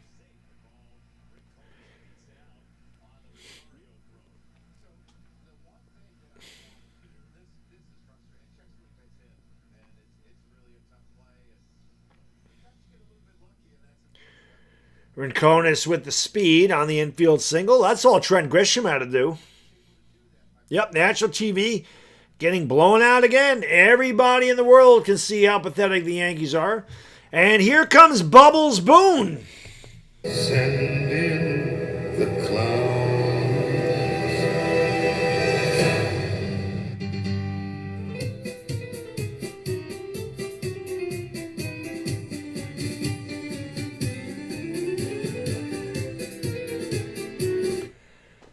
The clown show that is the Yankees continues. Will Warren's done for the night. 6 runs in 3+ innings, and he's responsible for the man on first. Jersey Girl, thank you very much, my lady. Appreciate you.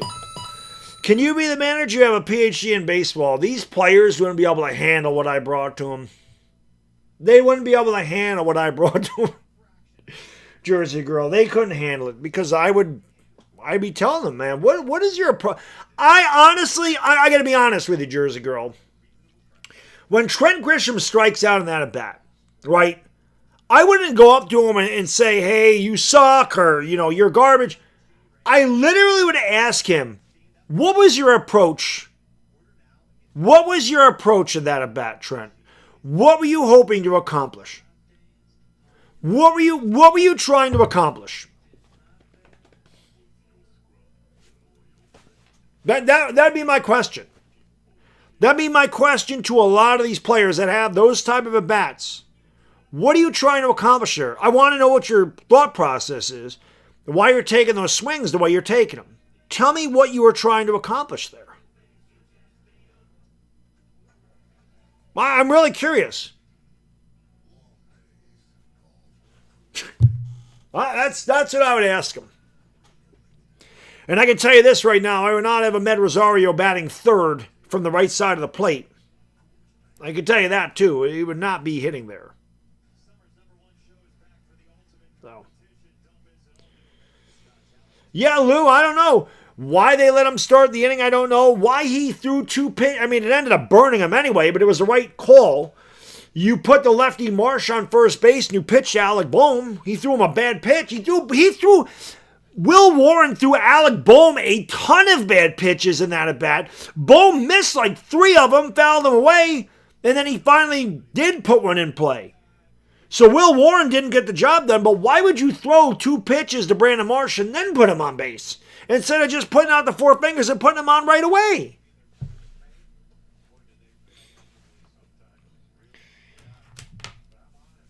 New pitcher for the Yankees is Tim, King of the Hill. Dude looks like he should be working at a dirt track somewhere, and pitch is fouled off by Crawford. He says he got hit, but he swung at it. He swung at that, so it's a strike.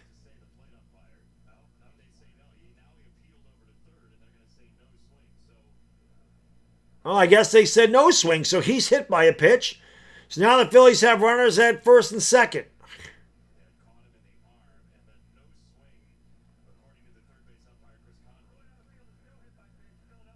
He didn't swing at that. So he is going to go to first. Yeah, Boone will say, well, Will Warren, he battled out there. He just didn't have his... Phillies had some good at-bats. Phillies had some tough at-bats against him. He battled.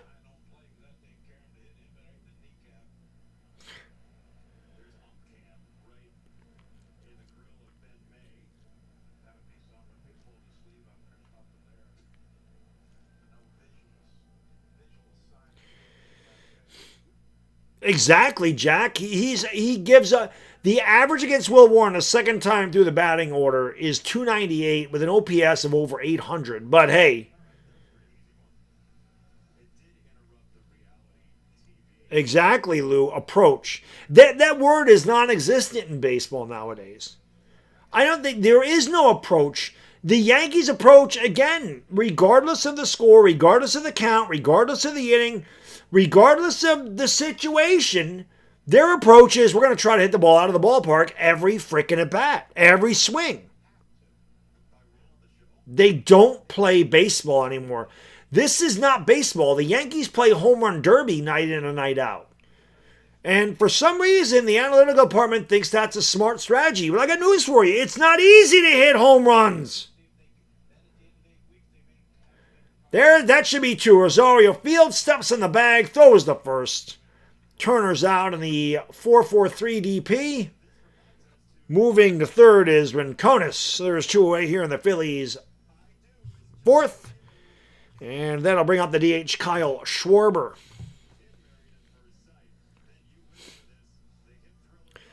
I'm sure Boone will give the team, he'll take him out for ice cream or a freeze pop.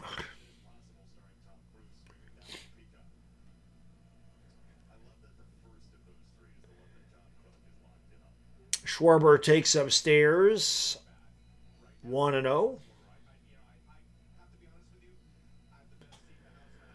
Schwarber has had 2 at-bats. He's walked both times. He's scored. I'm sorry, he did not walk. He hit a sac fly. Doesn't have an official at-bat tonight. He hit a sac fly, he walked, he scored, he's driven in a run. Yeah, pizza party on Boone, of course. Pizza party, they'll get you, he'll bring in a clown. He'll bring in a circus clown for the party. Pitch is fouled away, 2-1. The Yankees had an opportunity in that last inning, man. You just gave up 4 runs in the bottom of the third. If you could have got 2 of them back there, you're back in the game. You have a long ways to go. If you could have got 2 of them there, again, you just chip away. Not the Yanks. Pitch is grounded foul outside of first. It is 2-2. Come on, Timmy, put him away. Put him away. Strike this motherfucker out. Schwarber's on pace to strike out over 200 times this year, so definitely a candidate for that.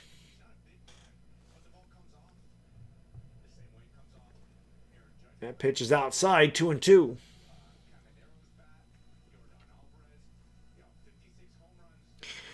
Totally agree with that, Bronx Bomber. Brian Cashman, who treated A-Rod like total shit.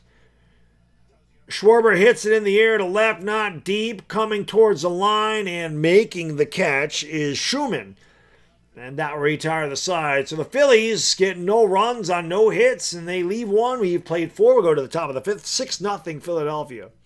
But yeah, he's treated Alex Rodriguez like absolute shit. And if it wasn't for Alex Rodriguez's heroics, Cashman would have no World Series to his credit, because he certainly doesn't get credit. Does not get credit for that dynasty. That was definitely Gene Michael and Bob Watson.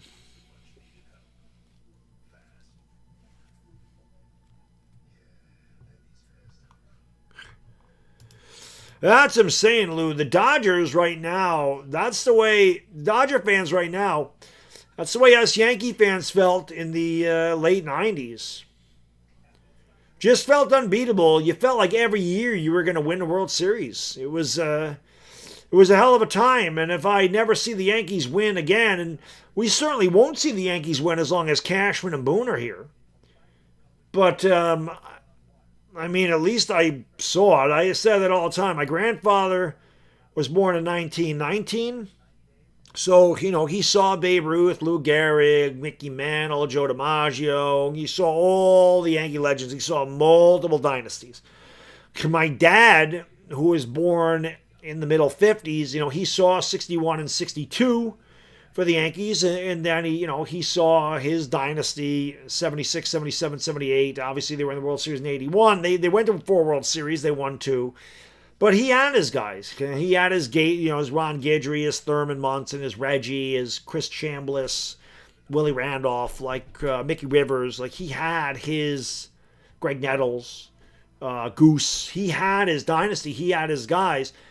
Never thought I'd see it, but guys my age, we have our guys. You know, our Paul O'Neills, our Jeters, our Mariano Rivera's, our Jorge Posadas, our Bernie Williams, our Brociouses, our Tinos. You know, we have our guys. So, you know, I have my dynasty Yankees as well. But I wonder what they're doing for Old Timers Day. It is the 30-year anniversary of the '96 Yankees. I wonder if they'll have them back. Well, that's the thing, Lou. I mean, Hal only cares about his bottom line. Winning is secondary to him, and that's why we won't win. Yankees had an opportunity to score in the fourth. They did not. They'll try to get to Chris Sanchez here in the fifth with Ali Sanchez, Paul Goldschmidt, and Ben Rice. Stilo, are they going over 9 runs today in total? I think that's possible. I mean, the Yankees should have got at least 2 in that last inning, but you're into the Yankee bullpen, so the odds of these two teams scoring 4 more runs in the next 5 innings, yeah, I think they'll go over 9 runs total between them. Ali Sanchez starts it off with a base hit to left. God, we could have used that last inning. Marsh cuts it off and left, so the Yankees again with a good start. They've had their leadoff man on a few times today.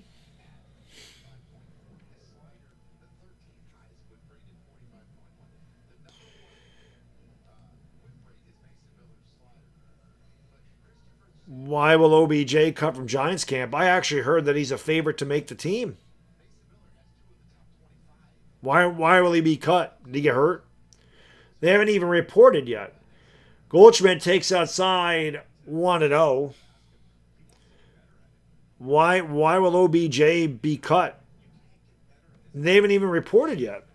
They don't report till Tuesday. It'll be a 1-0 to Goldie. Sanchez deal. Goldschmidt. Did that hit him? Bounced. I thought it might have caught him on the bounce. Did not. Counts 2-0.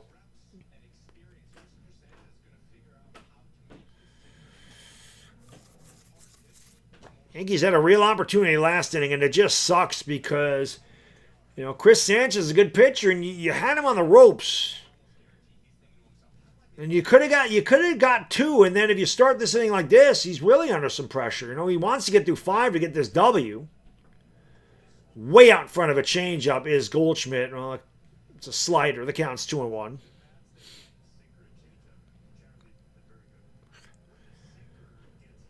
Jordan Renan said that when? I didn't hear anything about OBJ getting cut. Pitch. Inside 3-1. I think the Red Sox are going to pass the Yankees, if I'm being honest, Bronx Bomber. Although the Red Sox have slipped up a little bit. I mean, to be fair, maybe not. I mean, the Red Sox were playing at a ridiculous pace. So Goldie walks. I mean, here we go again, Yankee fans. Good at bat by Goldie. Here we go again. Another opportunity to chip away at the game here. Chip away at this lead. Or deficit. Here are the Yankees. You have another opportunity. You have your first 2 guys on.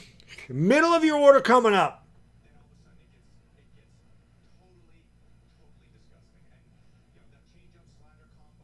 No problem, King JC. Appreciate you being here. The pitch to Rice is in there for a strike. I don't know if he went around in a swing or not, but the pitcher's in the zone. The count's 0-1. Ben Rice is over 2 tonight. He's lined out and struck out. Obviously, it's a very tough matchup for Rice. Sanchez slings it from the left side. The wiry lefty deals, and Rice is way out in front of a changeup. And look at where Ben Rice's head is on that swing. That is the equivalent of you're trying to hit a tee shot 400 yards, and you pull your head off that ball, and you completely miss it.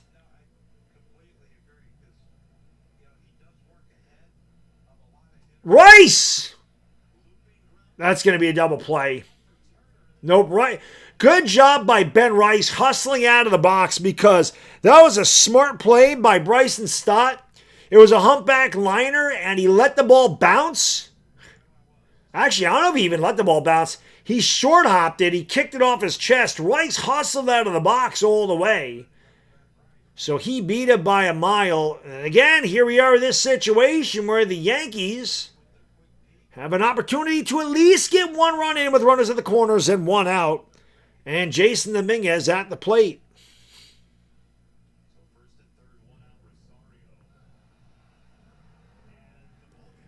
Wow, and Philadelphia throws the ball away. And the Yankees get a gift run. My God. The Phillies defense is awful. What the hell is Chris Sanchez doing? I mean, Rice wasn't even off the bag. And Christopher Sanchez launched the ball, quick throw to first. He threw it way over his head. Not even close.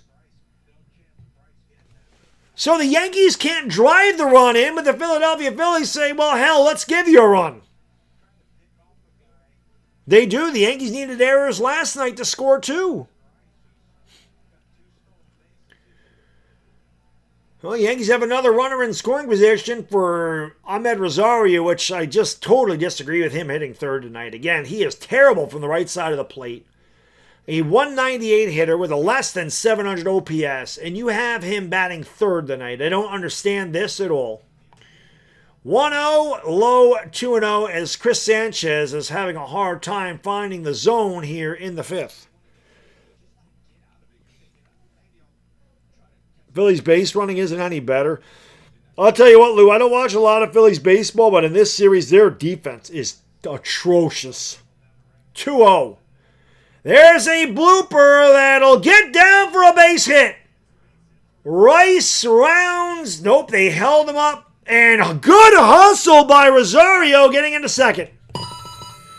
Very heads-up base running by Ahmed Rosario. He just hit a little Texas leaguer to center field. I don't know, it was right off the trademark, but that doesn't matter. Again, I don't know how many fucking times I gotta sit here and scream it from the mountaintops. I don't give two shits about exit velo. I only care about results. That thing probably was a 70-mile-an-hour exit velo, but it found grass. And the Yankees have runners at second and third with one out. Rice held up, went halfway to make sure. It was a bad read by Ben Rice. If you're Ben Rice, you have to know where the outfielders are. You have to take a look behind your shoulder and see where they're playing. And off the bat, you have to know there's no way they get to that ball, and you need to score on that if you're Ben Rice. The Yankees have a really hard time scoring runs. You need to know where those outfielders are playing, so when that ball comes off the bat, you can gauge whether they can get to it or not. Again, these are things that the Yankees players are not taught. It goes back to fundamentals again. It is always your job when you're on second base to see where those outfielders are playing. Are they playing shallow? Are they playing deep? Are they shifted in any way? You need to know where they are, and you need to score on that, because that was never going to be caught. And there's Dominguez taking a massive rip and cues it off the end of the bat. The count's 0-1. Well, again, I mean, here it is. You know, the Yankees, the Phillies bullpen is not good. You've got Sanchez up to 82 pitches. You get a hit here. Just put the ball in play. Just get this one run in. Dominguez fouls it off. Nice play by the ball girl off the wall there. The count's quickly 0-2.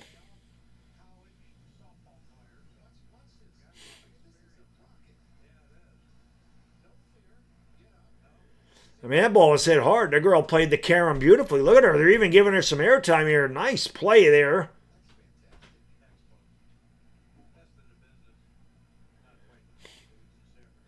Shit, the ball girl's a better fielder than half the Phillies. Dominguez does put it in play. A weak grounder to third, but that's okay. That's what you want to do. Good job by Dominguez. 6-2. Good job, Jason. That's it. That's all it takes. 46-mile-an-hour exit velo, weak ground to third, gets the run in. That's all you got to do. That's it. That's it. That's all it takes. Now there's a bonus one out there. Volpe doubled his last at bat, but if Volpe don't get him in, he don't get him in. You got the 2 runs you had to get. The Phillies gave you one. Dominguez got the other one in. Good job, Jason. Volpe's 1 for 1. He's doubled and walked. 1-0 to Anthony. Outside 2-0. Tonight, Anthony's actually had a very good approach to plate. He's been very patient. He has not chased. He didn't try to do too much. You know, you see flashes with Volpe, but he's so inconsistent. I mean, he's just typical Yankee. He's just so inconsistent. 2-0. Volpe rips a base hit to left field. There you go, Anthony. It's 6-3. Volpe hustling into second with a fucking double. There we go. Come on, Anthony.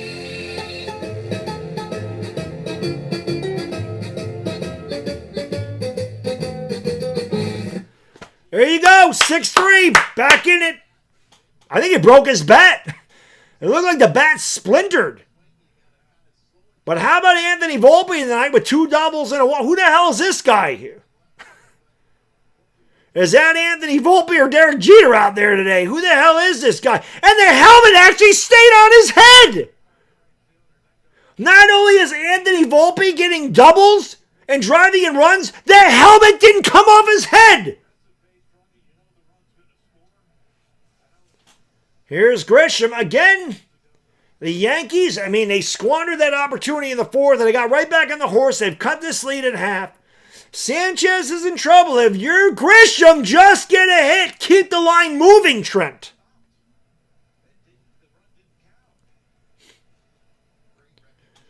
Just keep the line moving if you're Trent Grisham. Stay back. Try to hit the ball up the middle against the lefty.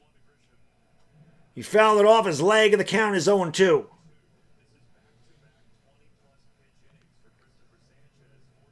Grisham will fuck up again.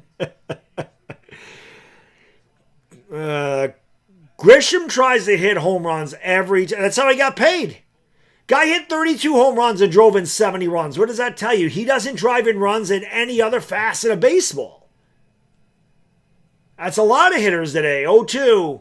Got away from the catcher and the Phillies defense is awful.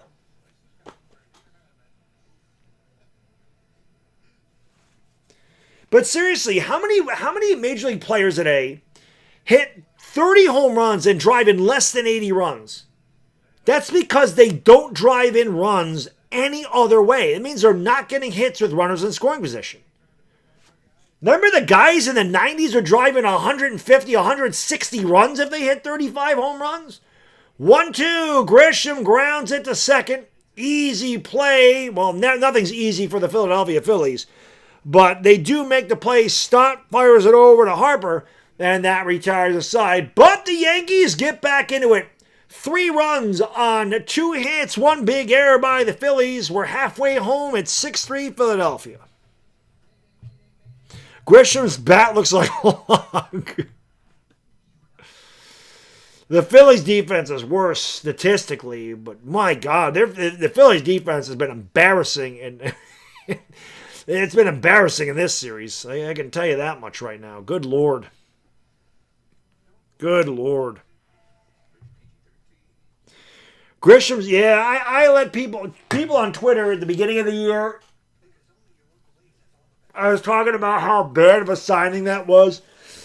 People on Twitter are killing me. I'm like, boy, there's a lot of Grisham stands out there that just don't understand the philosophy of winning baseball.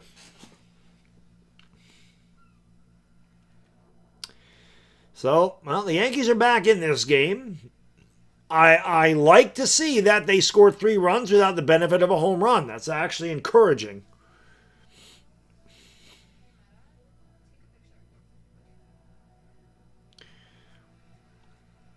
I got to imagine that's the end of Christopher Sanchez this night. I can't imagine him. The Phillies bullpen is not good, so the Yankees do have an opportunity now. I really wish I would have got some of them runs in the 4th. However, that doesn't guarantee that they score 3 runs in the 5th because a different part of the lineup would have been up, and the fallacy of the predetermined, it's the fallacy of the predetermined outcome. You don't know what the hell would have happened if the Yankees would have scored 2 runs in the 4th, because again, they would have been in a totally different part of the lineup. So we don't know what would have happened. But they did get 2 big 2-out hits in that inning. Well, no, they got 1 2-out hit by Volpe. They had a ground ball by Dominguez. Yeah, I told you, Grisham loafs around there. Grisham doesn't hustle. Yeah, Phillies pen isn't good at all. We're 15 likes away from 100. Let's see if we can get there today. Look at the Yankees bullpen since June 1st. Wow, their bullpen's actually freaking good. That's pretty amazing. And think about it, guys. The Yankee bullpen has been the best in the league since June 1st. And think about how bad the Yankees' record is since June 1st. They have a losing record since June 1st. So how bad is their offense? Jersey Girl mentioned it. The Yankees have scored, before tonight, they've scored 56 runs in 20 games. Tim Hill is behind Harper 2-0. Harper Marsh and Alec Boehm here in the 5th. I think I'm going to grab a Moosehead Lager at the top of the 6th, eh? Wow, Harper's got a challenge out. Yeah. Dashy, are you still in here? Who's this umpire? God, he sucks. That pitch is way low. Good challenge by Harper. I mean, these aren't even close. Like, sometimes you see a miss by an inch or 2. That missed by a mile. I should say like 0.2 of an inch. That missed by 2 inches. Harper taking all the way, and the count is 3-1. Now, obviously, Ben May, thank you, Dashy. Now, obviously, if you're Tim Hill, you need a shutdown inning. You can't let the Phillies get any runs back. Tim Hill looks like he should be driving a stock car. Pitch. And he walked him. Not a good start by Tim Hill. So Harper's on base. That brings up the left fielder, Brandon Marsh. Doesn't Tim Hill look like he should be chewing tobacco and driving NASCAR?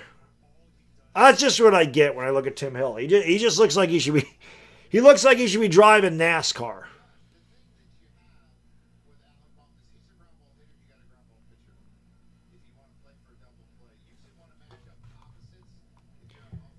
Pitch in there for a strike.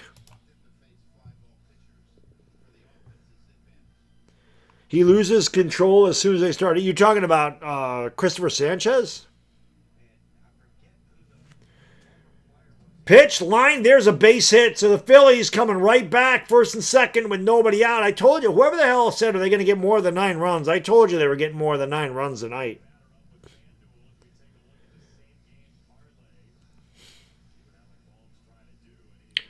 Phillies have had runners on base every inning.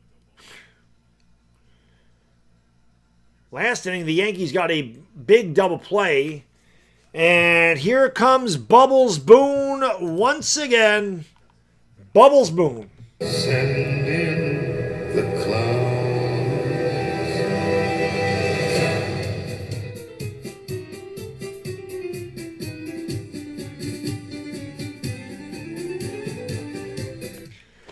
I'm going to grab a beer. I'll be right back. Hit that thumbs up or 10 away. I need a Moosehead Lager to get me through the rest of this game. I'll be right back.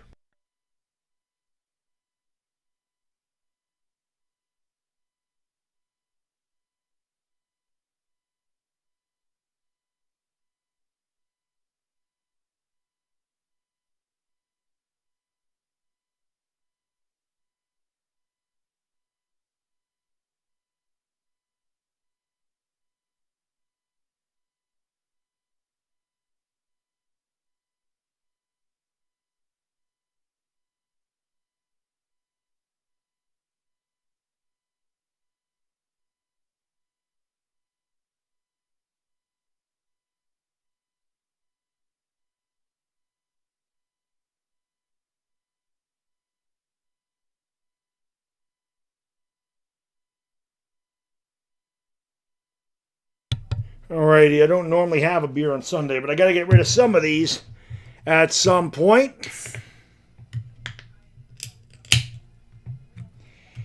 Alrighty.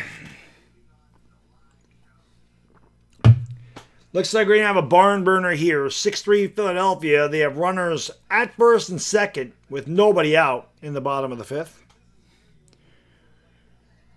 We need another double play. Need another double play. To the Yankees' credit, they only struck out 5 times tonight.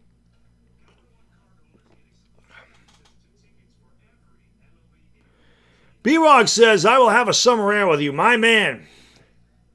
I just wanted something in a can. I have a Foster's up there. Foster's is Australian for beer. The beer. Camilo Duvall will come in and pitch. But that Foster's is like 2 pints. That thing is a tank. Yeah, Doval, oh boy, I agree. We need a double play right here. Alec Boehm got the big hit in the 3rd inning when he cleared the bases with a 3-run double.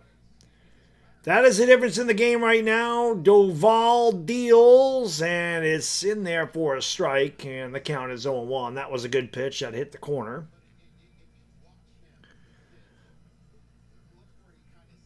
I tell you, Lael, you're right about that.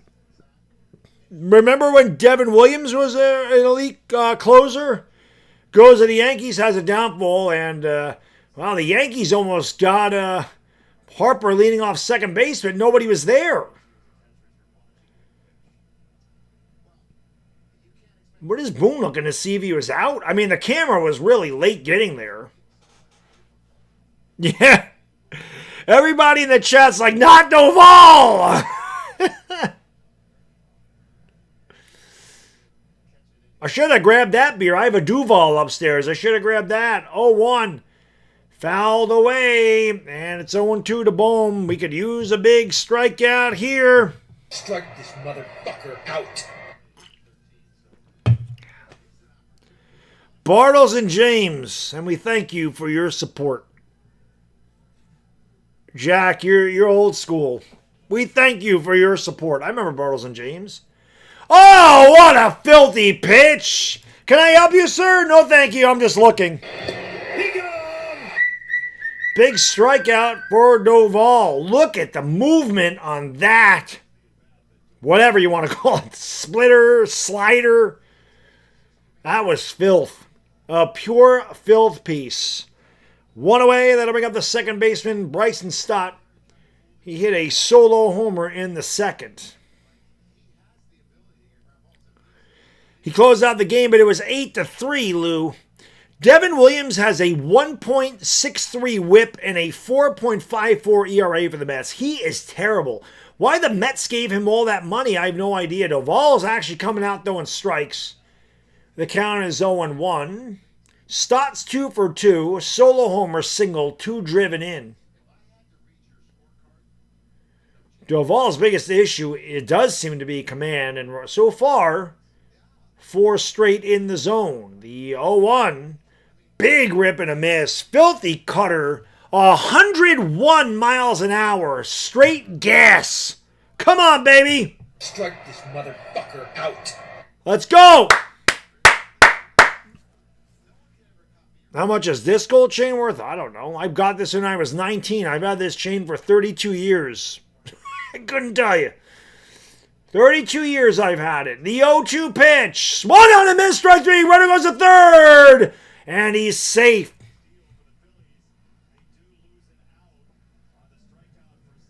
So another strikeout. The runners are at second and third. Doesn't really matter. Just get the guy at the plate. Doval's throwing strikes. He is good stuff tonight.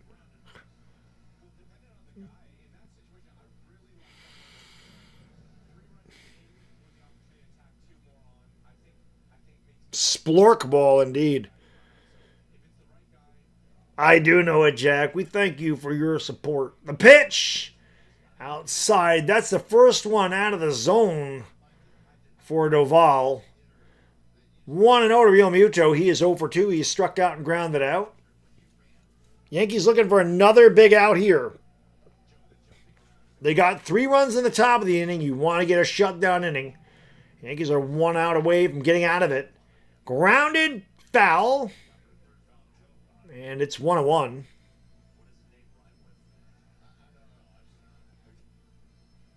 Yeah, I've had this a long time. I think when I bought this, it was $290. Maybe gold is a lot more than that now, but I've had this for 32. I turned 51 years old tomorrow. I've had this since I was 19, so yeah. The ring I've had for 19 years. The 1-1 is upstairs. The crucifix I think for 3. But I am looking to get another necklace at some point. I want a David Yurman necklace and bracelet. But I'm Italian, so we like our jewelry. No, Lou, the Yankees are not a good comeback team because they don't normally score run. Then Doval, this is the Doval we know, 3-1. Now first base is open. Rincones is on deck. But Lou, the Yankees usually aren't a good comeback team because they don't normally get men on base. They're an all-or-nothing team. They have a very low batting average. Because their on-base percentage actually as a team isn't bad, but then when they get runners on base, they're one of the worst teams in the league hitting with runners in scoring position. Somebody mentioned it earlier tonight. They're 26th. They hit .235 with runners in scoring position. Doval deals, fouled away by Real Muto, 3-2. So an inning like they had last inning, it's an aberration for the Yankees. They don't normally score like that. That guy representing the Darren Dalton jersey, Dutch Dalton, I remember him. I know my history, ladies and gentlemen. I remember Mike Schmidt. I remember those terrible Phillies uniforms in the 80s with that big-ass P. Swung on and missed. Strike 3. That one wasn't even close. Real Muto out. What a job by Doval. Strikes out the side. The Yankees get out of the jam. No runs, 1 hit, 2 left. We played 5 full. We'll go to the top of the 6th. 6-3 Philadelphia. The Eagle is somewhere upstairs. It was my dad's. The Eagle was my dad's. My wife actually showed me another something with an eagle. I don't know where that is, though. I got to find it, but that eagle pennant was my dad's because it was his favorite bird. He hated the team, but he loved the bird. All right, Yanks. Let's get some runs. Let's get 100 likes. We're 7 away, baby. Serby says, go Yankees. Let's go, baby. Henny to likey, smacky to subby. Let's get 100 likes. If you're new to the channel, make sure you subscribe. Especially if you're a Giants fan, because I cover the Giants a lot. A shitload, actually. It's rarely where my channel began. But I'll be doing a lot more Yankee baseball here with nothing really going on. So make sure you tune in for that. Of course, I do as many postseason Yankee games as I can. Then when basketball season rolls around, we cover the Los Angeles Lakers. I've covered them for it'll be my 9th year, even though I am a Knicks fan. At least New York got a championship for the first time in 15 years, and it feels damn good to be called champion.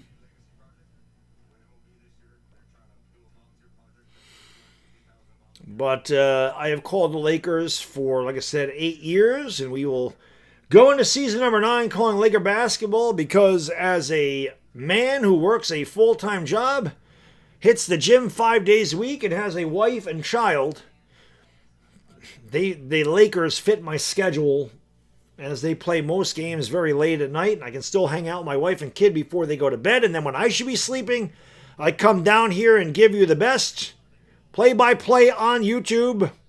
Laker fans refer to me as the modern-day Chick Hearn. Again, I don't believe I deserve that, but I did have somebody in here that said they've been listening to the radio since the 60s, and I have the personality, the knowledge, and the voice for it. And again, those are the best compliments anybody can receive when they're doing these live streams, is that you know what the hell you're talking about and that you're doing a good job at it. I take great pride in my play-by-play. The pitch is up and away to Schumann.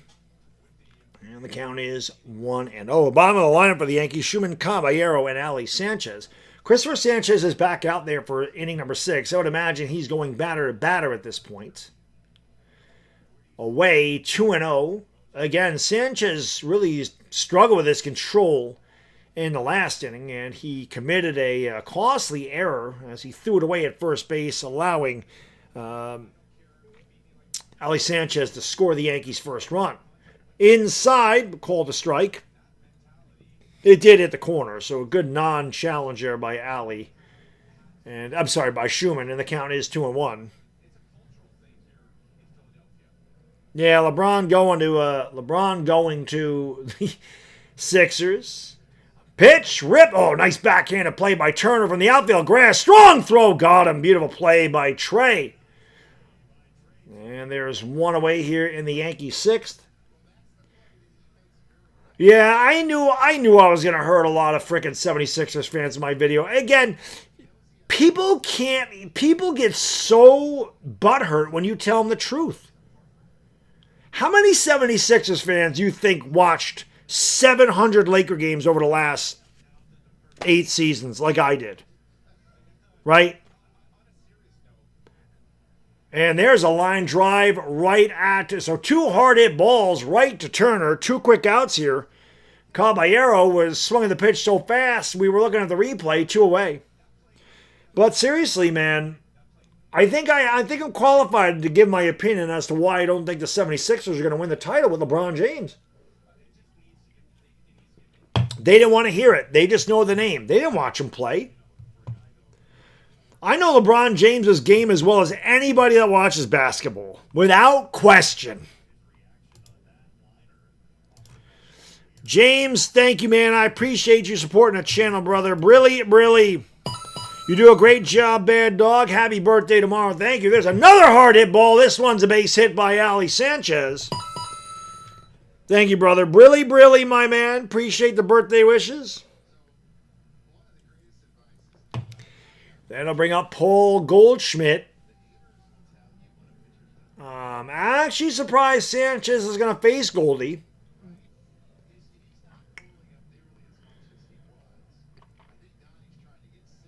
I mean, I guess you want to keep him in there. I mean, you look at the Yankee lineup, until they get to Volpe outside of Goldschmidt, that pitch is low. I would challenge that if I was Goldschmidt. Why is he not challenging? That pitch was not a strike.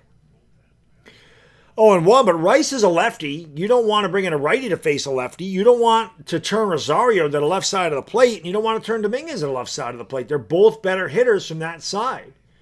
How far does Sanchez go? Goldschmidt takes it on the corner for a strike. The count's 0-2. B-Rog, thank you.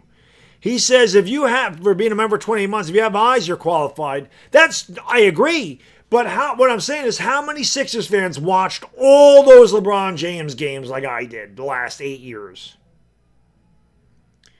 0-2. Goldschmidt swings and misses. Strike 3. A foul tip into the glove. So the Yankees get no runs on 1 hit. They leave 1. We've played 5.5. We'll go to the bottom of the 6th. 6-3 Philadelphia.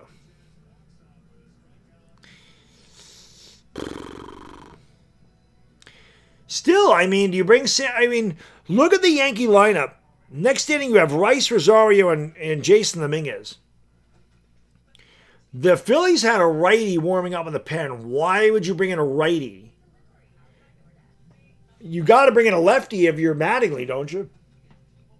If Sanchez doesn't come back out for the 7th, again, you want lefty on lefty with Rice. Rice doesn't hit lefties well. It's not terrible, but he's obviously better against righties.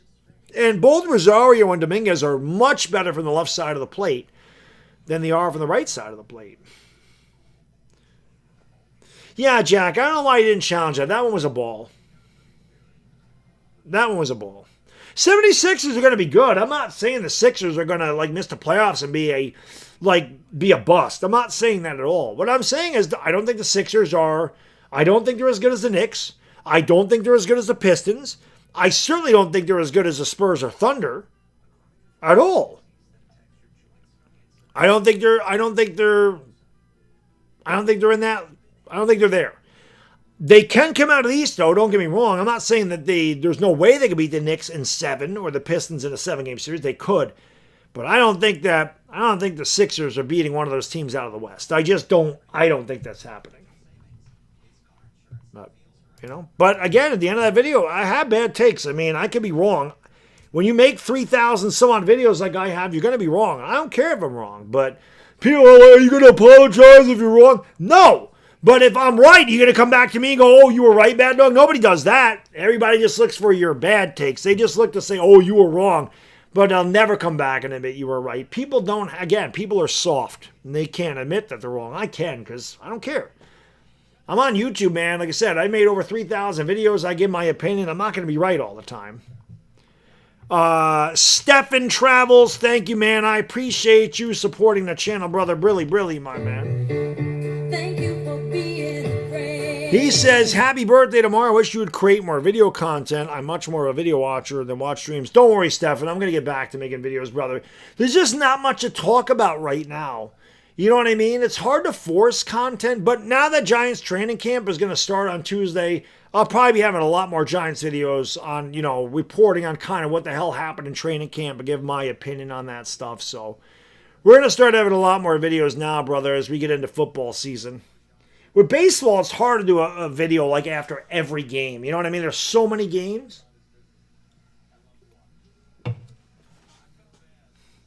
So, but I appreciate the happy birthday wish, brother, and thank you for supporting the channel. But that's the thing, James. They have a lot of scores, but they have one basketball. So Ryan Yarborough's out there for the Yanks after a beautiful inning by Doval. Kill face Brian De La Cruz, who's pinch hitting here for Rincones.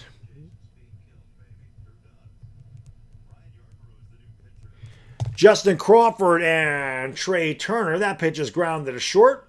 Volpe fires it. Oh my God, that wasn't Volpe. I'm sorry. That is Volpe. My bad. It is Volpe. What a fucking terrible throw. My God. Anthony Volpe to the backhand and then just throws the ball completely away.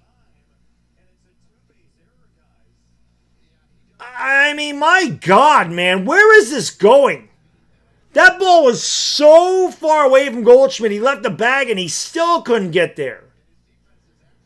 Volpe was had a great night at the plate. I mean, this is why Volpe's not a major league player. Look at this.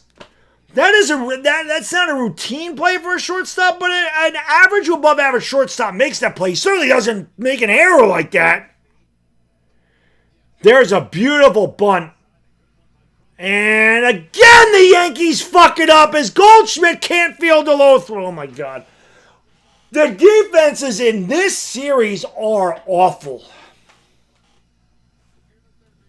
The Yankees are the worst team I've ever seen in my life fielding a bunt. They cannot field a bunt. The Yankees don't bunt. Actually, I think Crawford beat that out anyway. I think he beat it out anyway. So it doesn't even matter that Goldschmidt didn't catch it. First and third. But my God, man. Isaiah, thank you, brother. I appreciate you. Thank you for being a friend. Need a new hitting coach. Take notes from the Dodgers at bats. Arise is a must. Mattingly for Baboon next year. Agree with all of your sentiments, Isaiah. Yeah. The Phillies can't field. Yankees hold my beer.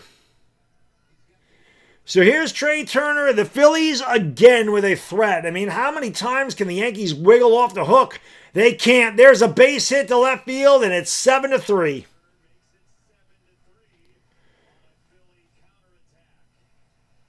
Did that guy just say a Philly power attack? Are you out of your fucking mind? They had a weak ground ball to shortstop that was thrown into right field. And then you have a bunt which would have never taken place had the throwing error not happened. And now you got one off the end of the bat?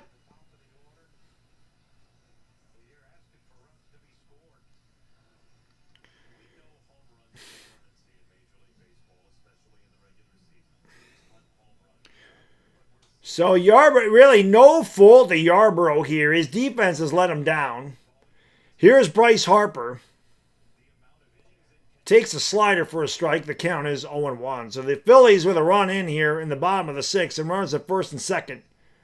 That's Schwarber, not Harper. My bad.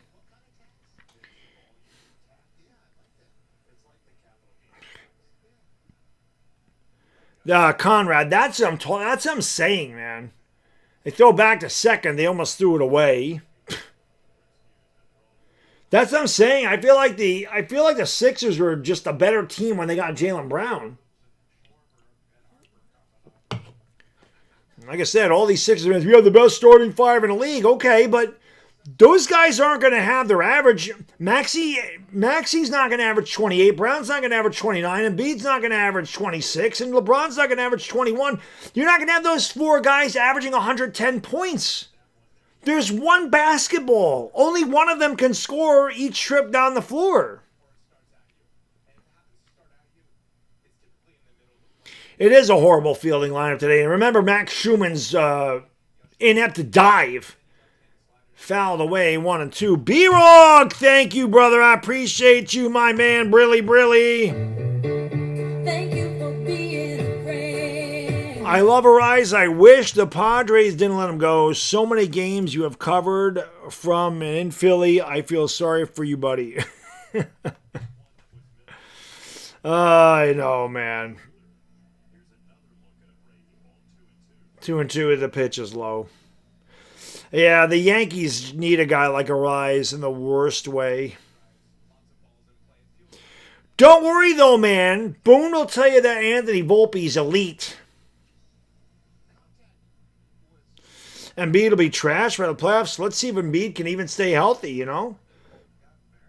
You got two guys that really don't hustle. Runners are going again. The pitch is fouled back. It's 2 and 2. Embiid doesn't hustle. LeBron doesn't hustle.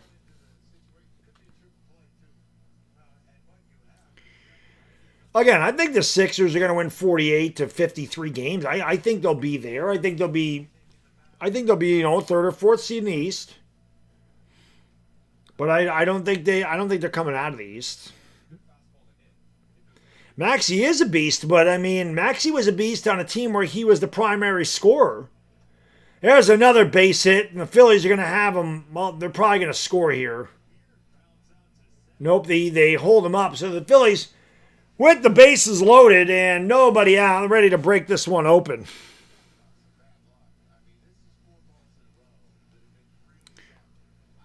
But Maxey scored all those points as the main focal point. Well, now you have a bunch of scorers out there. I mean, how much is Maxey going to score? You got Jaylen Brown now.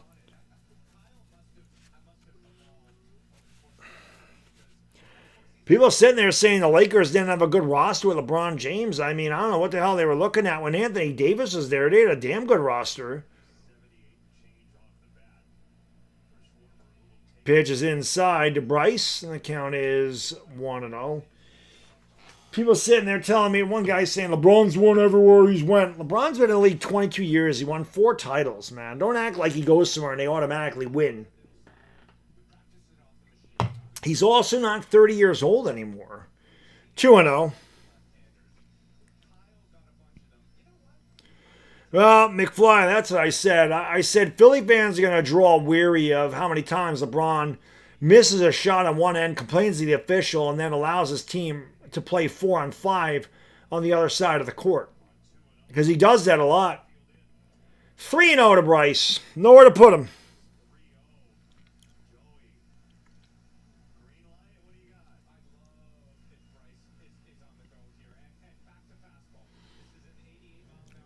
Dashy, the Big Red Machine, I mean, outside of Aaron Judge, all of their players are more elite than any of these Yankee players. I mean, my God, you look at the lineup, I would take Ken Griffey Sr. over anybody in our outfield right now. Tony Perez, Johnny Bench. I take Dave Concepcion over any of our shortstops right now. Without question. 3-1. Fouled away. 3-2. JT is still a ways away. He bats 7th in this lineup. Harper's batting 3rd. Harper's up there right now. Oh, he's got a ways to go.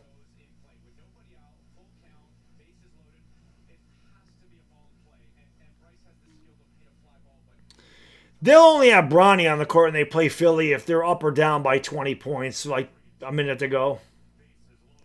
3-2. Harper hits it in the air to left field, running towards the line and unable to make the play is Schumann. No, I wouldn't trade Schwarber for Judge. Are you crazy?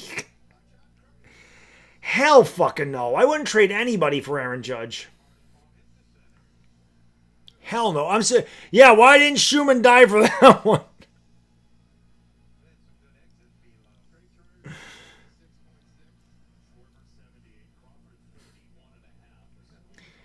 Full count pitch here to Bryce Harper. Nobody out. Bottom of the sixth. Bases loaded. Phillies looking to break it open. 3-2. He struck him out. Huge pitch there. Harper caught looking. Jersey girl, thank you so much. Appreciate you. Really, really. Serenity now! What the? Serenity! Hoochie Mama! Hoochie Mama!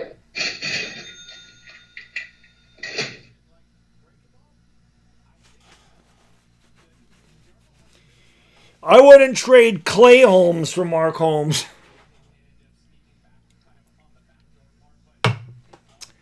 Another meeting at the mound here for the Yankees.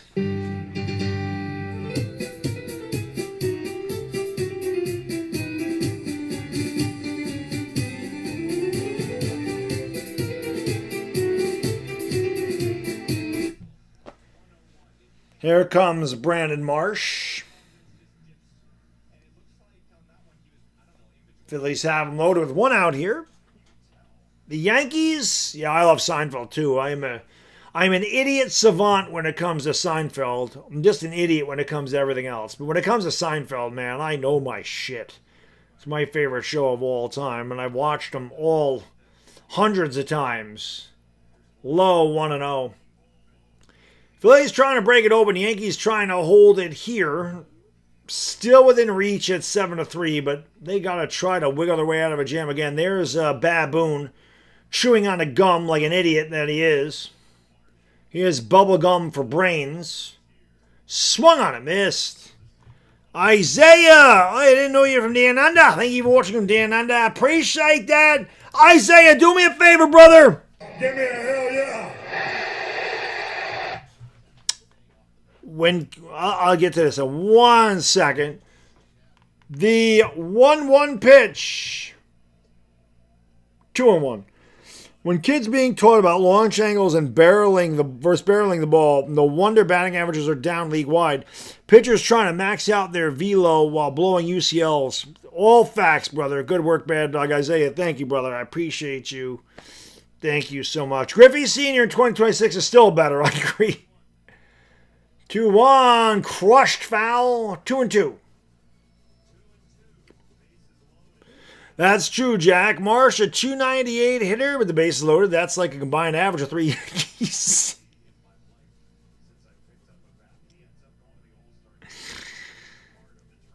What about Ray Ordonez?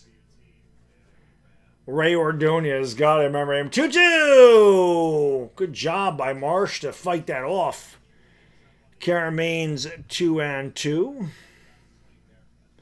I remember Mets fans trying to tell Yankee fans Ordonez was as good as Jeter. I was like, okay, stop.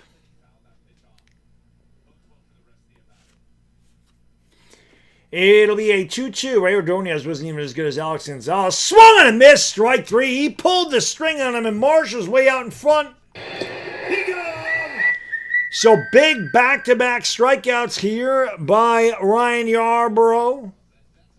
And then I'll bring up the third baseman, Alec Bohm. Bohm was in this situation in the third inning with the bases loaded and 2 outs. Then he came through with a big 3-run double. Yankees trying to avoid that fate here in the bottom of the 6th inning. The lefty Yarbrough from the chest, kicks and deals. It's down the middle for a strike, and the count is 1-0. I'm sorry, 0-1. Next going back-to-back. Let's hope so, brother.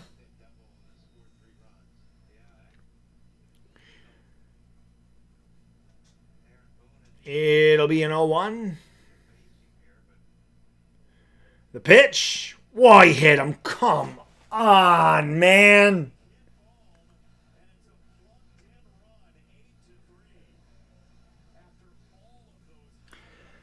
Yarbrough strikes out back-to-back hitters and then promptly freaking beans Alec Boehm. And that's just it, Jenny. The Yankees needed to keep this shit close because the Phillies bullpen isn't good.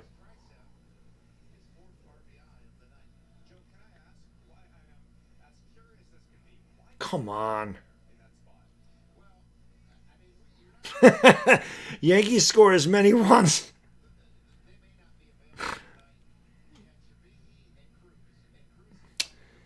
Here's Bryson Stott. He's homered and singled tonight. Low 1-0. This inning all got started with a terrible two-base throwing error by Anthony Volpe. Then a bunt that was not, it was a great bunt, but the Yankees were not prepared for it. In there for strike. The Yankees cannot field bunts, guys. Why? Because the Yankees don't bunt. The Yankees don't believe in bunting. So the Yankees believe that no other team in Major League Baseball actually bunts the ball. Next Sunday, the Dodgers and Red Sox. Maybe I'll call that one for fun next Sunday. Pitch is swung on and laced. Base hit. This will clear the bases, and this one is history. 1 run is in, 2 runs are in, 3 runs are in. The ball gets away from the catcher, and it's 11-3 Philadelphia.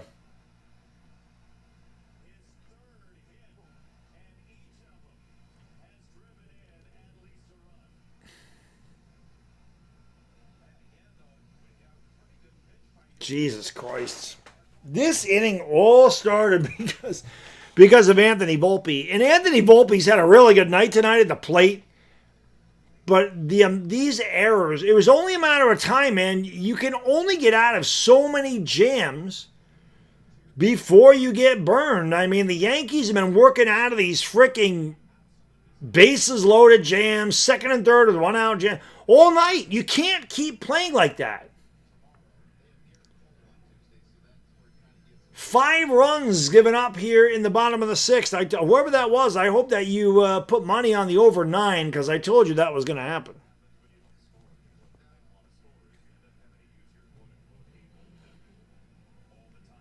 $11-3. It was only a matter of time. Philadelphia only scored 1 run through the first 2 games. And there is the Yankees' upcoming schedule. White Sox for 4, Cubs for 3, then back home against St. Louis for 3 before they finally get a day off. I get a day off on the 6th, I'm sorry. That pitch is popped up to left field. Underneath it is Schumann, and this inning is mercifully over. But the Phillies score 5 runs on 3 hits. 1 massive error by who else but Anthony Volpe. 6. 11-3 Philadelphia. B-Rog, thank you, brother. I appreciate you. Brilly. Luckily, the Phil's bullpen isn't good either, I know, but 8 runs is pretty tall task. It's a pretty tall task.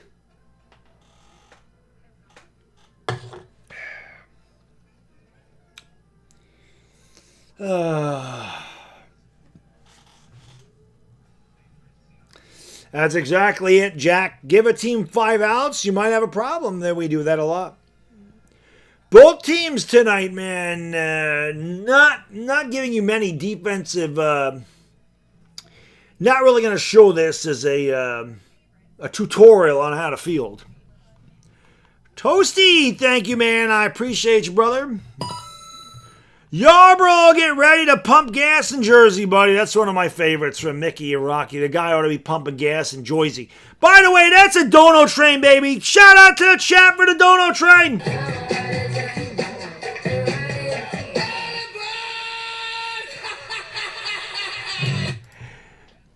Choo-choo, baby. Choo-choo.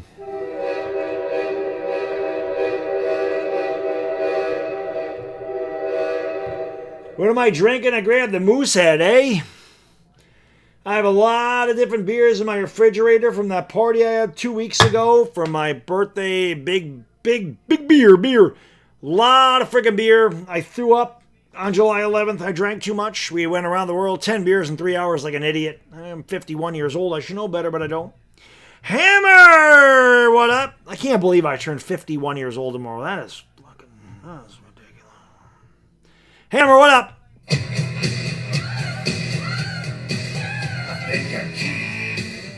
know I'm sexy. 51. 51 laps around the sun.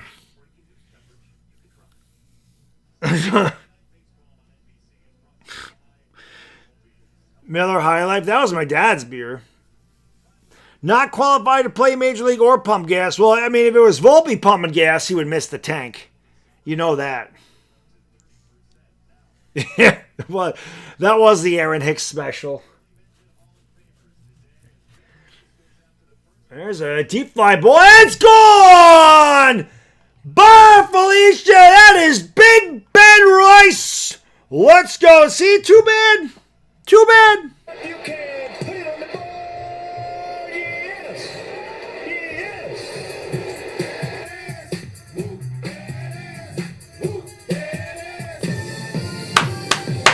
Too bad we had to give up 5 runs in the bottom of the damn inning, but Ben Rice, NBC wasn't even on the freaking camera. Ben Rice smashes it to dead center. 11-4. I mean, he crushed that ball. By the way, Mesa's back in the game. Mesa started last night. Well, they greeted Mesa well, and that was actually a lefty. B-Rock!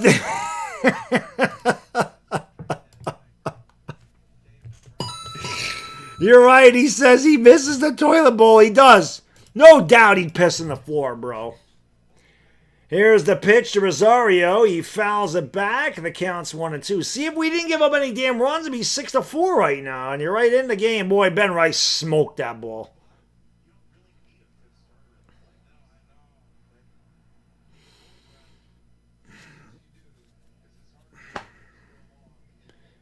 It's fouled away, 1-2. 11-4. Chi-Town, I agree. They're not a championship caliber team. I totally agree. We do have really good starting pitching. But you see the flaws in our game tonight. Many a times they leave runners on base with less than 1 out. There's a swing and a miss. Strike 3. You have guys like Rosario who can't hit from the right side of the plate, batting third against the lefty. It's just a poor lineup construction. Poor roster construction. Bad fielders. They rely on home runs. They had a ton of solo home runs. And that's why they're not championship caliber. They're good enough to make the playoffs. They're not good enough to win a World Series. Down the middle to Jason. The count is 0-1.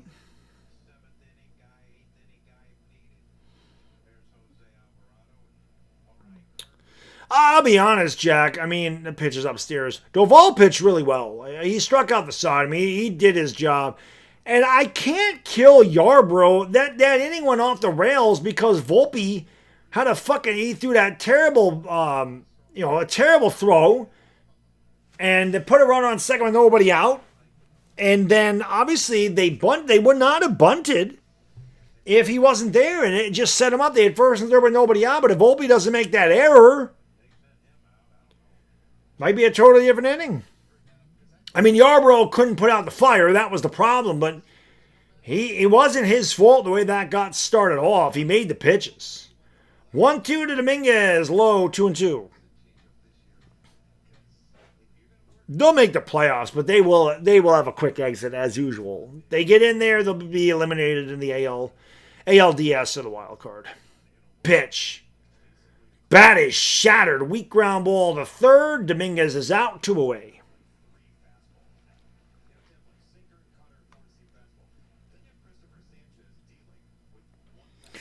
Yeah, they had Caballero playing second tonight. Jazz had the night off against the lefty. So really, I mean, I don't know what else you could have put there.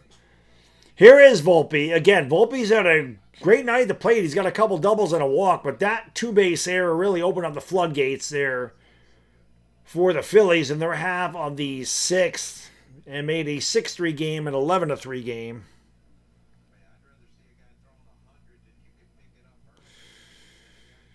It'll be, why is Volpe on the roster? Because Aaron Boone has a fetish for Volpe, who swings and misses. The count's 1-1. Because that's Boonie's boy. That's Boonie's boy right there.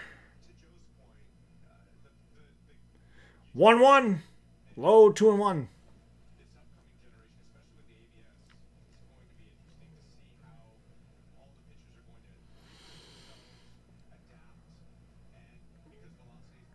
Pitch. Swung on and missed by Volpe, 2-2. 30 home runs and driving 75. Yeah, that's exactly it, Jack. The Yankees don't get men on base, and then when they do get men on base, they don't hit with men on base. Jazz had the night off because they were facing a tough left-hander in Christopher Sanchez. But honestly, I mean, you're better off Volpe swings and misses, goes down to a knee and strikes out. The Yankees get no runs, no hits, nobody left. We go to the bottom of the seventh, get up and stretch, 11-4 Philadelphia. You're better off freaking playing Jazz. Honestly. What's the difference? Rosario can't hit from the right side of the plate.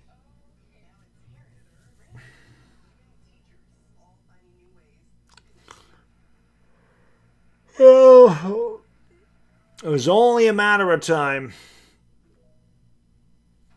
Only a matter of time. The Yankees lived dangerously all night. Phillies finally burned them. Phillies finally got them. I mean, you can't... The Phillies, it seems like they've had multiple men on base every inning tonight, outside of one.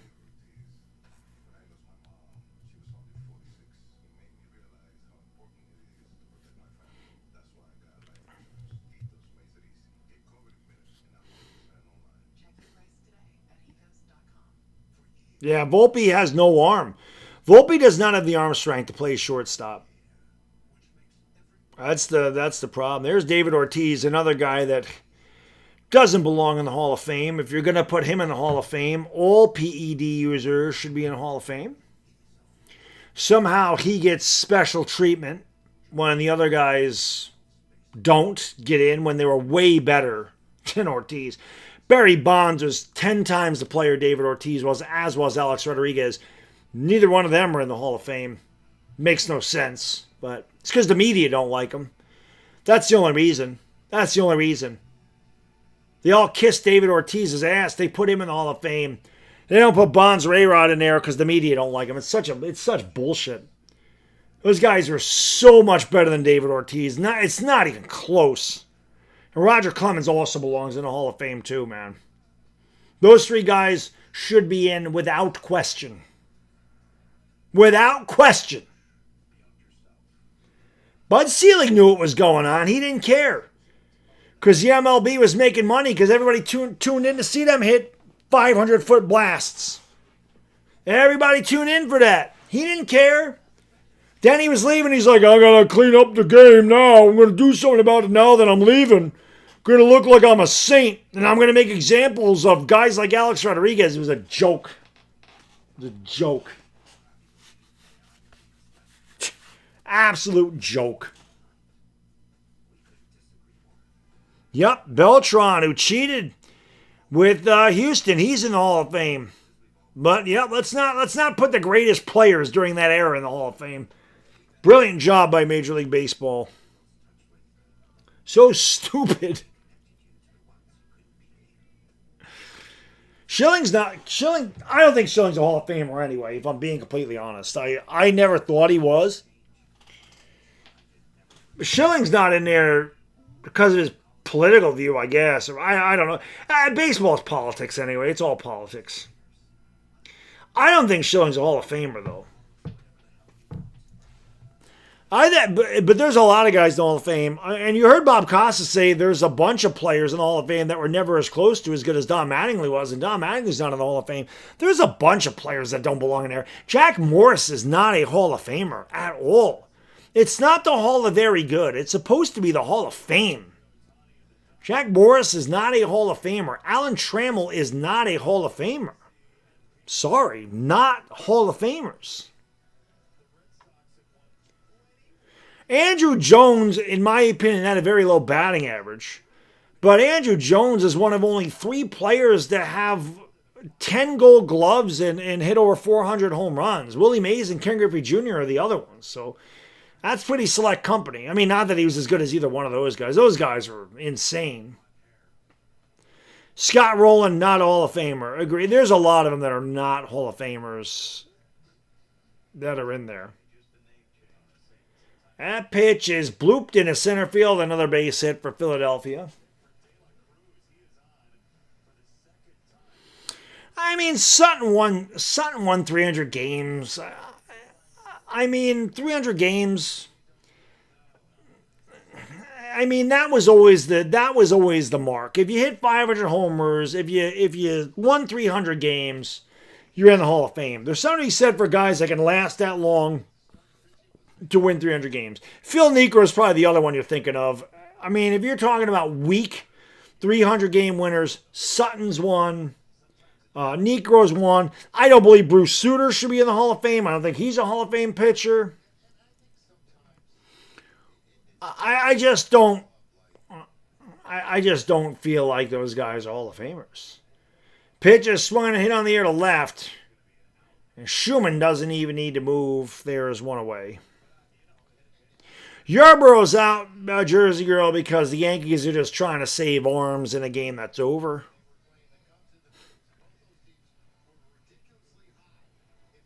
So, yeah.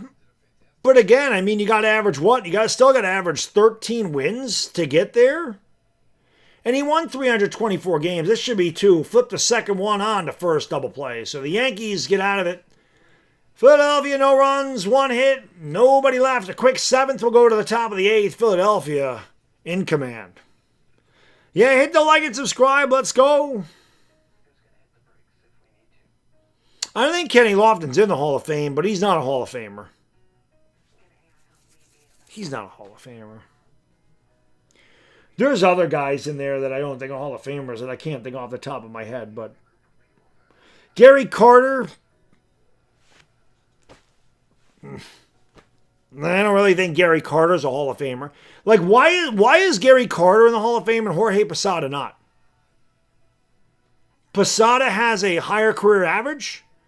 He has only a few less home runs. I think he has more doubles. He won more World Series. Why is Posada? Posada didn't even get a shake at the Hall of Fame. Why?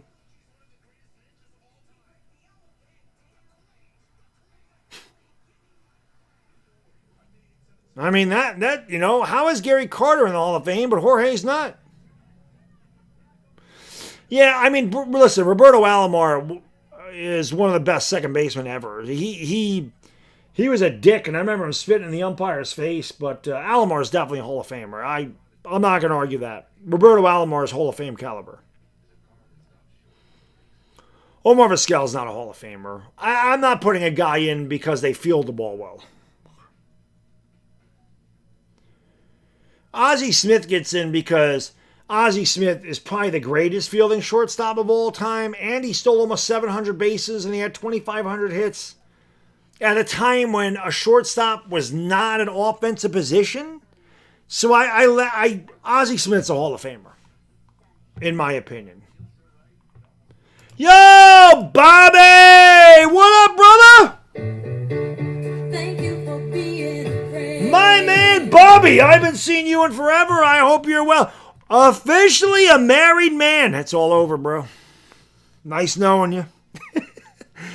As of last night, Clemens, A-Rod, Bond should be in, and that's fucking criminal that they aren't. First of all, everybody in my chat wish Bobby Beantown Breakdown. Congratulations, brother. Congratulations on getting married. Everybody, give him a congratulations, and you're 100% Clemens, A-Rod, and Bonds Hall of Fame, no question. Congratulations, brother. That is awesome. Chase Shugart into the game for the Phillies. Best decision you ever made. Behind every man is a great woman.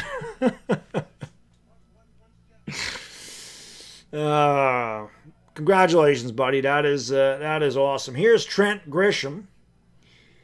Horrible night at the plate, and he grounds out the first.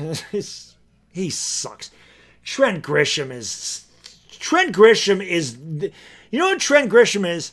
Trent Grisham is when it's 98 degrees and your balls are sticking to the inside of your leg. That is what Trent Grisham is. Trent Grisham is your balls sticking to the inside of your leg on the 98-degree day. That is how lousy that guy is. That's him. That's him. 98-degree ball sack stuck to your inner thigh. That's Grisham.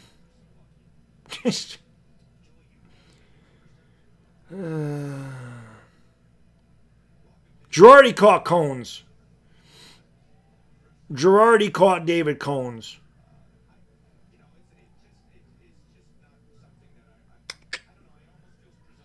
That's right, man. Congrats on you and the loved one getting a ring before the Yankees. It's upstairs 1-1. Oh, I'm sorry. That's Spencer Jones up there. I didn't even realize that. Spencer Jones. Timu Joey Gallo up there right now. Upstairs 2-1 to Spencer.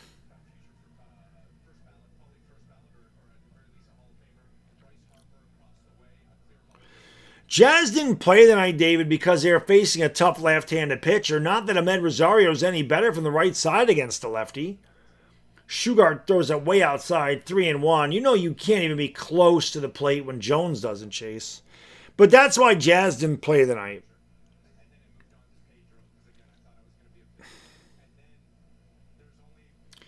It wouldn't have mattered because they would have had to play Rosario at third to get Volpe off the field.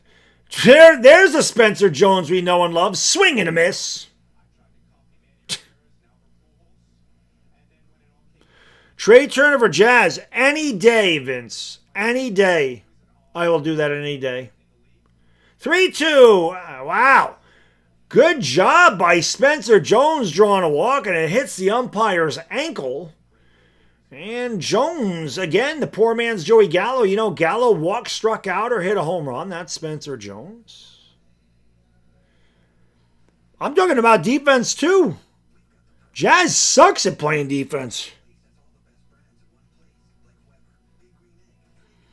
Say the word.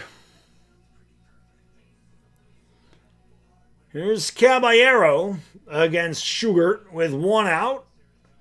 Swinging at the first pitch. I always loved that. And that's how you know today's game is so much different than yesteryear. You're down by 7 runs in the 8th inning, and you swing at the first pitch at a guy that just walked a dude that strikes out 50% of the time. The pitch is upstairs, 1-1.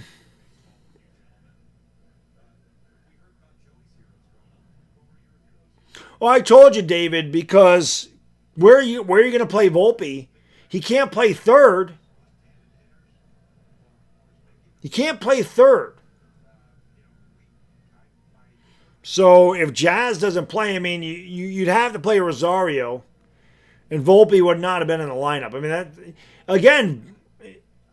I mean, honestly, you probably could have. I guess you could have shored up your defense down 6-3, and you could have put Jazz at second and moved Cabby to short. I mean, you could have, but I don't think you make that move down by 3 runs. Nice swing, asshole. That pitch is in the dirt, and he swings, and it's 2-2. Hey, Caballero, you're down by 7 runs. This guy can't throw strikes. How about not helping him out? Ryan McMahon? And he swings and misses. Caballero swings to a hanging sweeper. What a terrible at bat. Just ridiculous. McMahon, same thing, David. He's a lefty. So you're not going to play the lefty McMahon against Christopher Sanchez, who's a tough lefty. I mean, that's why Jazz and McMahon aren't out there. That just tells you the difference, and that tells you how analytics have ruined the game of baseball. It's not about winning games anymore. It's about hitting home runs, Here's Austin Wells pinch hitting, and the same fucking shit. Dude swings at the first pitch down by 7 runs. Against a pitcher who hasn't thrown but 3 pitches in the strike zone. Except for the one Caballero swung and missed.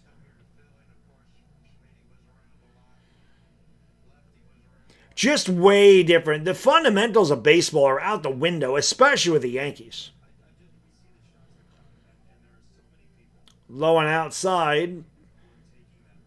All those powder blue Phillies jerseys in the stands tonight. There's Schmidt, Mike Schmidt, one of the greatest third basemen ever. Fouled away by Wells, 1-2.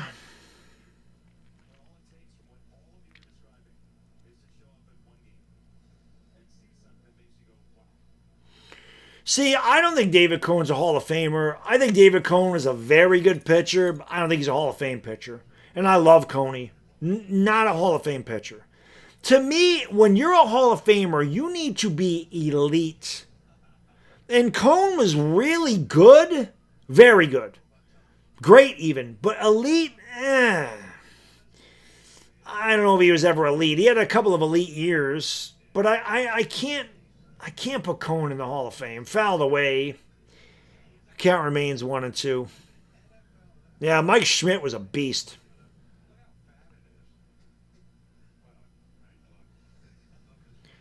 Why does Kruk have an extra tie in there?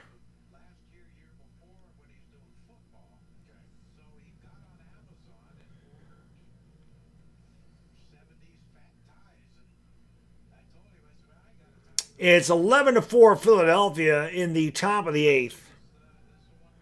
Verlander, definitely, yeah, and I love Cohn. Verlander's way better than Cohn. Verlander was elite. Verlander was dominant. Verlander's a Hall of Famer. Without question, he's a Hall of Famer when he retires. And this is Verlander's last year. Diego, I have no idea, man. Wells swings and misses at a pitch out of the strike zone, and the 167 hitter comes through again. No runs, 1 hit, 1 left. We played 7.5, go to the bottom of the 8th, 11-4 Philadelphia.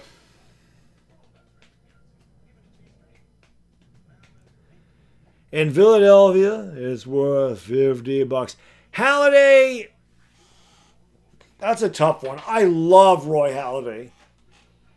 Halladay's one of my favorite pitchers ever. Better than Verlander? Halladay was probably a better pitcher overall than Verlander. Halladay belongs in the Hall of Fame. He was great. I would say Halladay's probably a better... Verlander had better stuff. Verlander's had some of the greatest stuff I've ever seen in my life. But as far as an overall pitcher goes, I probably would give the tip of the cap to Halladay. I loved Halladay. Always loved Halladay. He was, I don't think it's been done since. And nobody had done it since 1956. Halladay threw a no-hitter in the playoffs.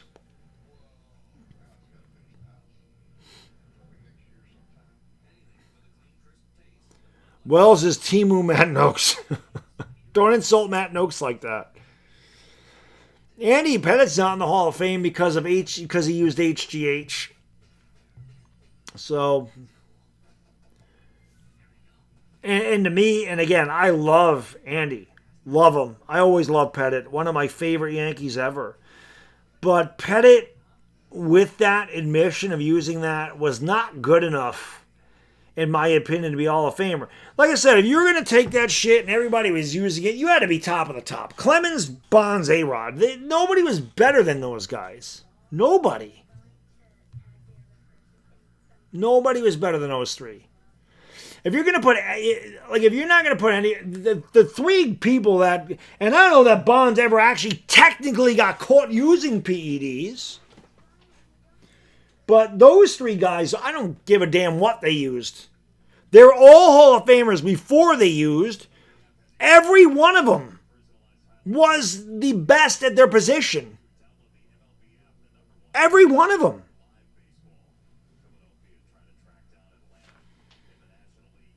Schwarber up. Yarborough is taking one for the team tonight as he's back out there. But Alex Rodriguez, best shortstop by a mile. And it's not close before he took him. Bonds, a 3-time MVP, 30-30 guy, Gold Gloves before he went to San Francisco.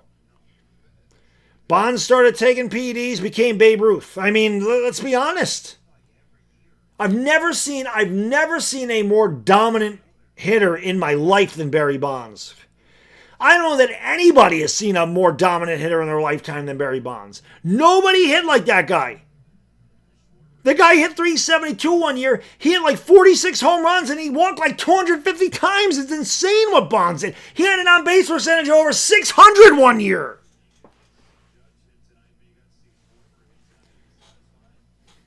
I've never seen anybody like Barry Bonds in my life. And we'll never see anybody like Barry Bonds again. Never. 3-1. Walked him. And I mean, Judge is amazing, right? Aaron Judge is amazing.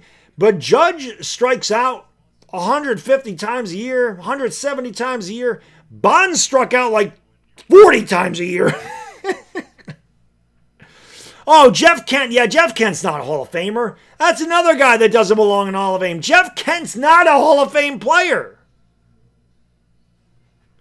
Yeah, it's a good one, David. I forgot all about Jeff Kent making the Hall of Fame. Not a Hall of Famer. It is another guy that supposedly was on the PED list.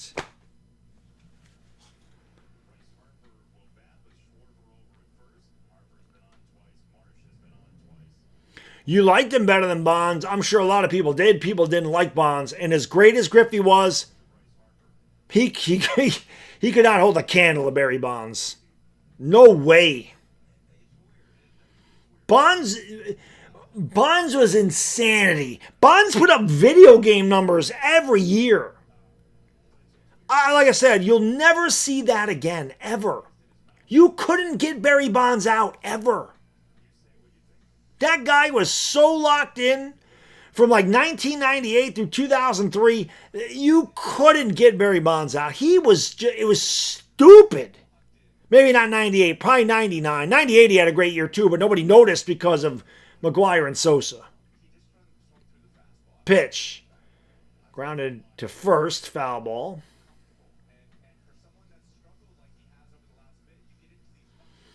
Yeah, Bonds walked over 200 times one year. I mean, it's just... Harold Baines isn't a Hall of Famer. Edgar Martinez isn't a Hall of Famer. Trammell's not a Hall of Famer. Jack Morris is not a Hall of Famer. Jeff Kent is not a Hall of Famer. Scott Rowland is not a Hall of Famer. None of those guys belong in the Hall of Fame. Harper pops it up to shallow center. Volpe makes the catch. As long as he doesn't have to throw it, he's okay. One away. Yeah, Bonds' attitude was horrible. Bonds actually said he didn't want people to like him. And you don't need to like Barry Bonds. I mean, but you can't deny his greatness. A lot of people don't like LeBron James either. They hate LeBron, but you can't deny LeBron James' greatness. Now, LeBron ain't close to as dominant as Barry Bonds. I told you, man. I don't know if I've ever seen anybody as, maybe Lawrence Taylor. But I don't know that I've ever seen anybody as dominant in their sport as what Barry Bonds did for that 4 or 5 year period, except for Lawrence Taylor. Lawrence Taylor's in that category. Lawrence Taylor was so dominant from 81 to 86, it wasn't even fair. And that guy was just on another level. But I mean, you're talking the greatest ever. Lawrence Taylor is probably the greatest football player in the history of the NFL. He's up there. Bonds is the greatest hitter I've ever seen in my life. I can't compare him to Babe Ruth or Williams or Lou Gehrig, but my God, he was on another level. Maybe Gretzky in hockey? Maybe Jordan in basketball, but I mean, Jesus.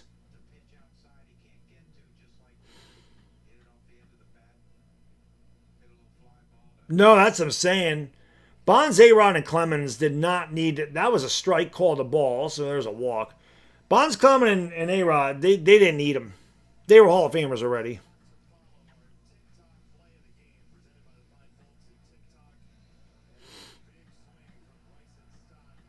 Yeah, Phelps in swimming. Yeah, I mean, you win 7 gold medals. That's pretty damn impressive.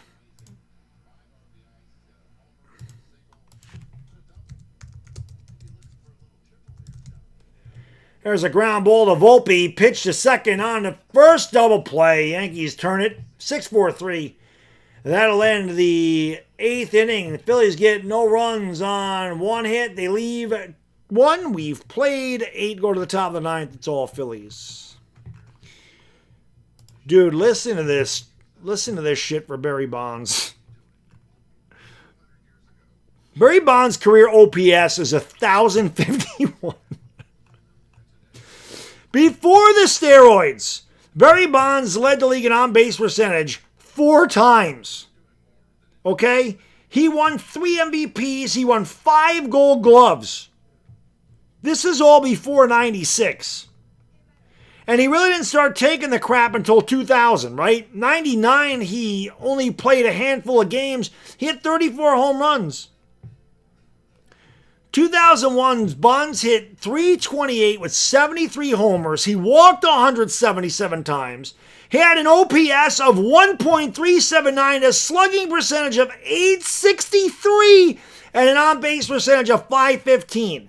The next year, Bonds had 403 at-bats. He walked 198 times. He led the league in batting average at 370.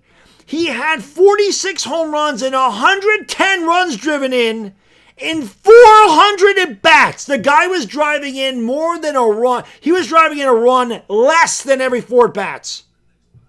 His on-base percentage was 582. He had a bad year in 2003. He only hit 341 with 45 home runs and 90 RBIs and 390 at-bats. He scored 111 runs. He had an on-base of 529, a slugging of 749.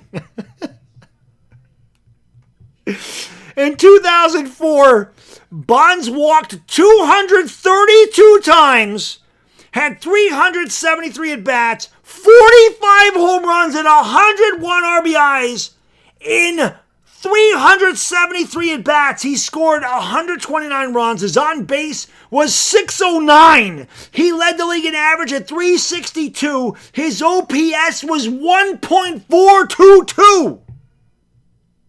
The last 2 years of Bonds' career, he led the league in walks and on-base percentage. He won 4 straight MVP. You're never going to see a guy like him again. Ever. Ever. That man was just a god amongst gods. You can't fuck with Bonds. He should be in the Hall of Fame 5 times. Chi-Town, man, thank you, brother. Appreciate you. Thank you for being a friend. Lawrence Taylor, Barry Bonds, Wayne Gretzky, Michael Jordan. Agreed. It's a great list. Goldie swings and misses. Bonds was so good, man. I mean, it was unbelievable. A-Rod got 40% of the ballot. A-Rod needs to get in the Hall of Fame. That pitch is low, called a strike. I really do think A-Rod's going to be in there. And if Alex Rodriguez gets into Canton, I'm going. I'm going to go to the induction. The pitch.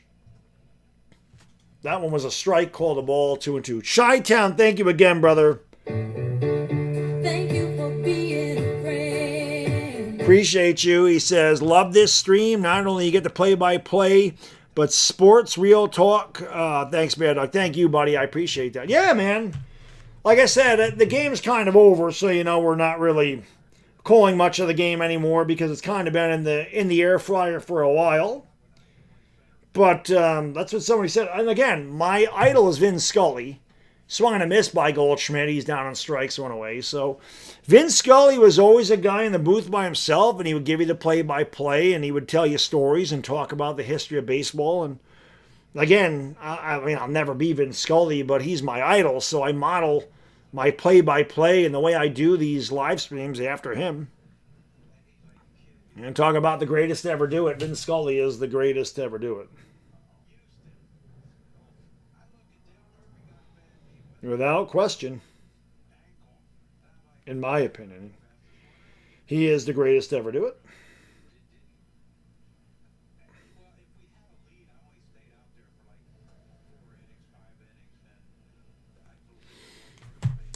$11 to 4, Philadelphia. Oh, the A-Rod documentary is amazing. And again, I got very good seats to that because Alex invited me to go watch it, which is one of the best things I've ever done. It was really a really cool experience.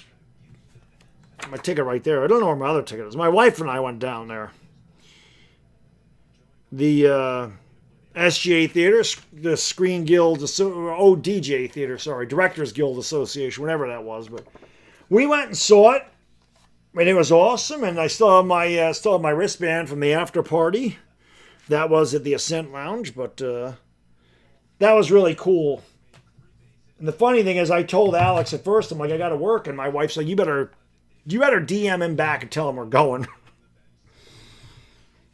But I mean, I'll be honest, I really didn't think it was Alex Rodriguez. I thought somebody was messing with me for a long time, even though I thought it was him. But then when he said, talk to my secretary, and I got the tickets. I'm like, oh my God, that really is Alex Rodriguez.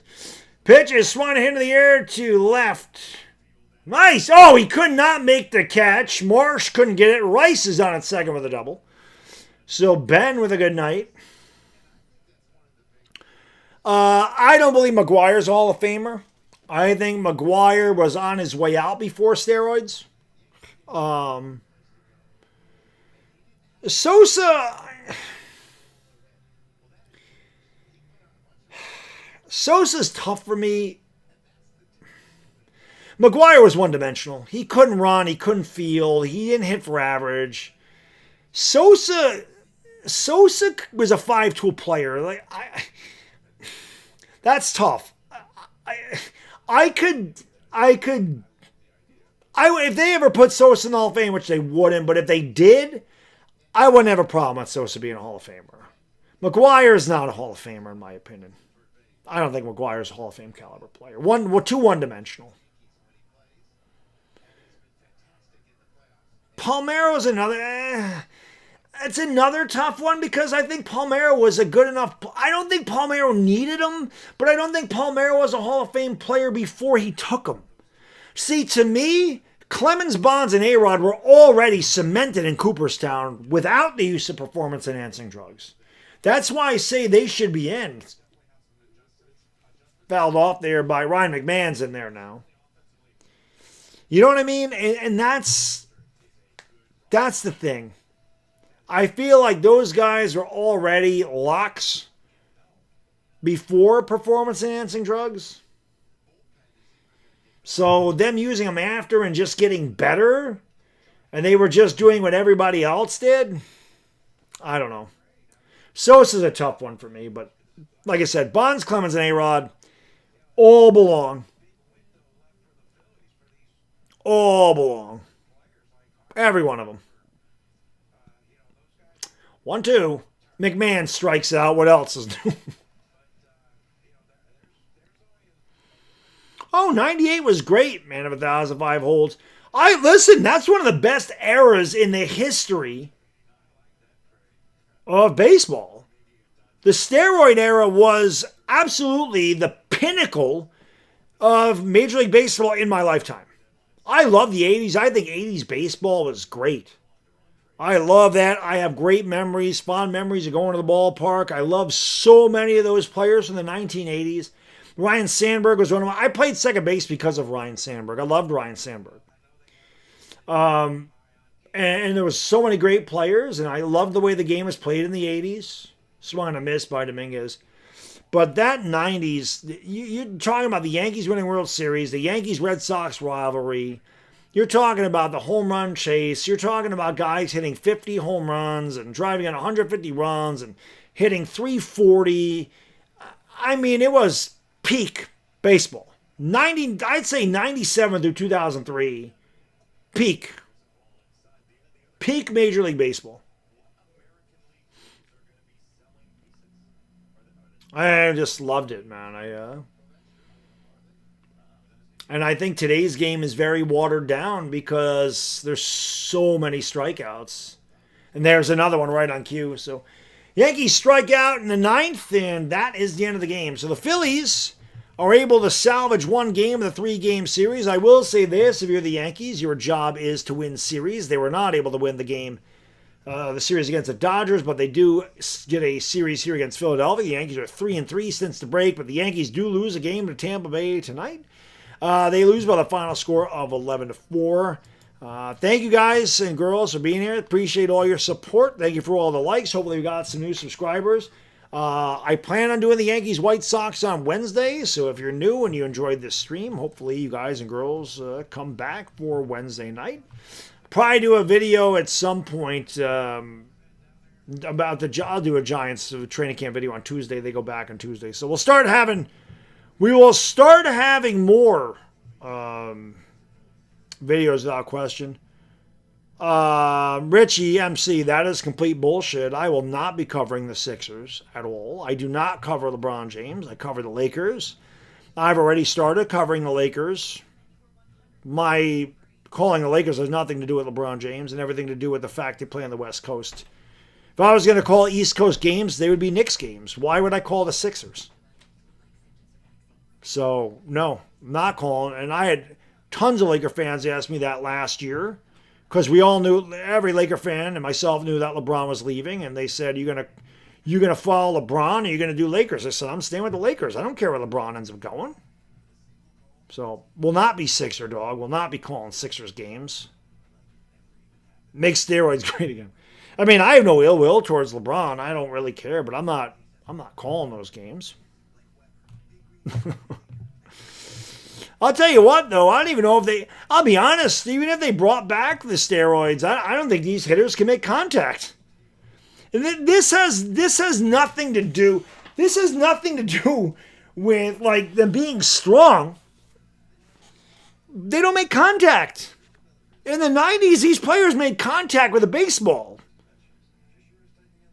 You know what I mean? They made contact with a baseball back then. They don't make contact anymore. The approach is all wrong. These guys try to uppercut everything. You know? World champion Knicks. That's right, baby. Hey, like I said, man, New York got me a championship for the first time in 15 years, and I jokingly say it all the time. At the end of 2011, when the Giants won the Super Bowl, if somebody would have told me the next major New York sports team to win a championship would be the Knicks, I would have said, you're out of your mind. Steroids don't enhance performance. Steroids, what they do is they give you better stamina, and they help you recover from injuries quicker, but they do not help your hand-eye contact at all. They don't help that. They don't help your hand-eye contact. You either make contact with a baseball or you don't. It doesn't make you see the ball better. It just doesn't. You could say they swing faster, but the problem is these batters don't know the difference. Today's batters don't know the difference between swinging fast and swinging hard. They don't know the difference.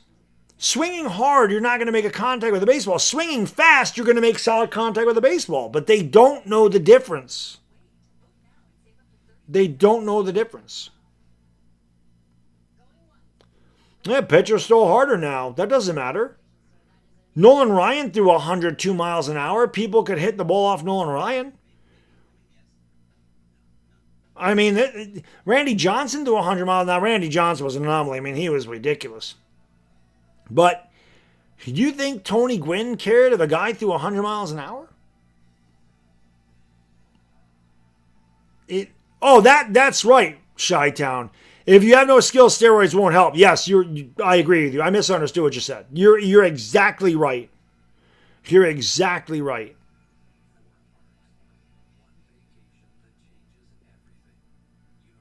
You're exactly right. Yeah. But again, I just, These guys, the way the game is played now, because of analytics and because everything is predicated on exit velo and launch angle, it's not really predicated on making contact. Players like Luis Ariz, who would have been, he would have got paid a lot in 1995, they get overlooked because he hits 7 home runs. No, nobody wants a guy that hits 328 with 7 home runs, strikes out 75 times, and has an on-base percentage of 360. They don't want that. But you need guys like that. You don't need a whole team of Luis Arizes, but you need balance. And the Yankees don't have balance up and down this lineup, and they haven't for some time. They don't. Steroids won't help Anthony. Maybe they'd make Anthony Volpe's arm stronger, but they wouldn't make him more accurate. You know what I mean? But anyway, again, I appreciate you guys, girls, tuning in. I'm going to get out of here. Enjoy the rest of your Sunday. I'll be back on Wednesday for the Yanks and the White Sox. Until then, enjoy the rest of your night. I'll see you Wednesday.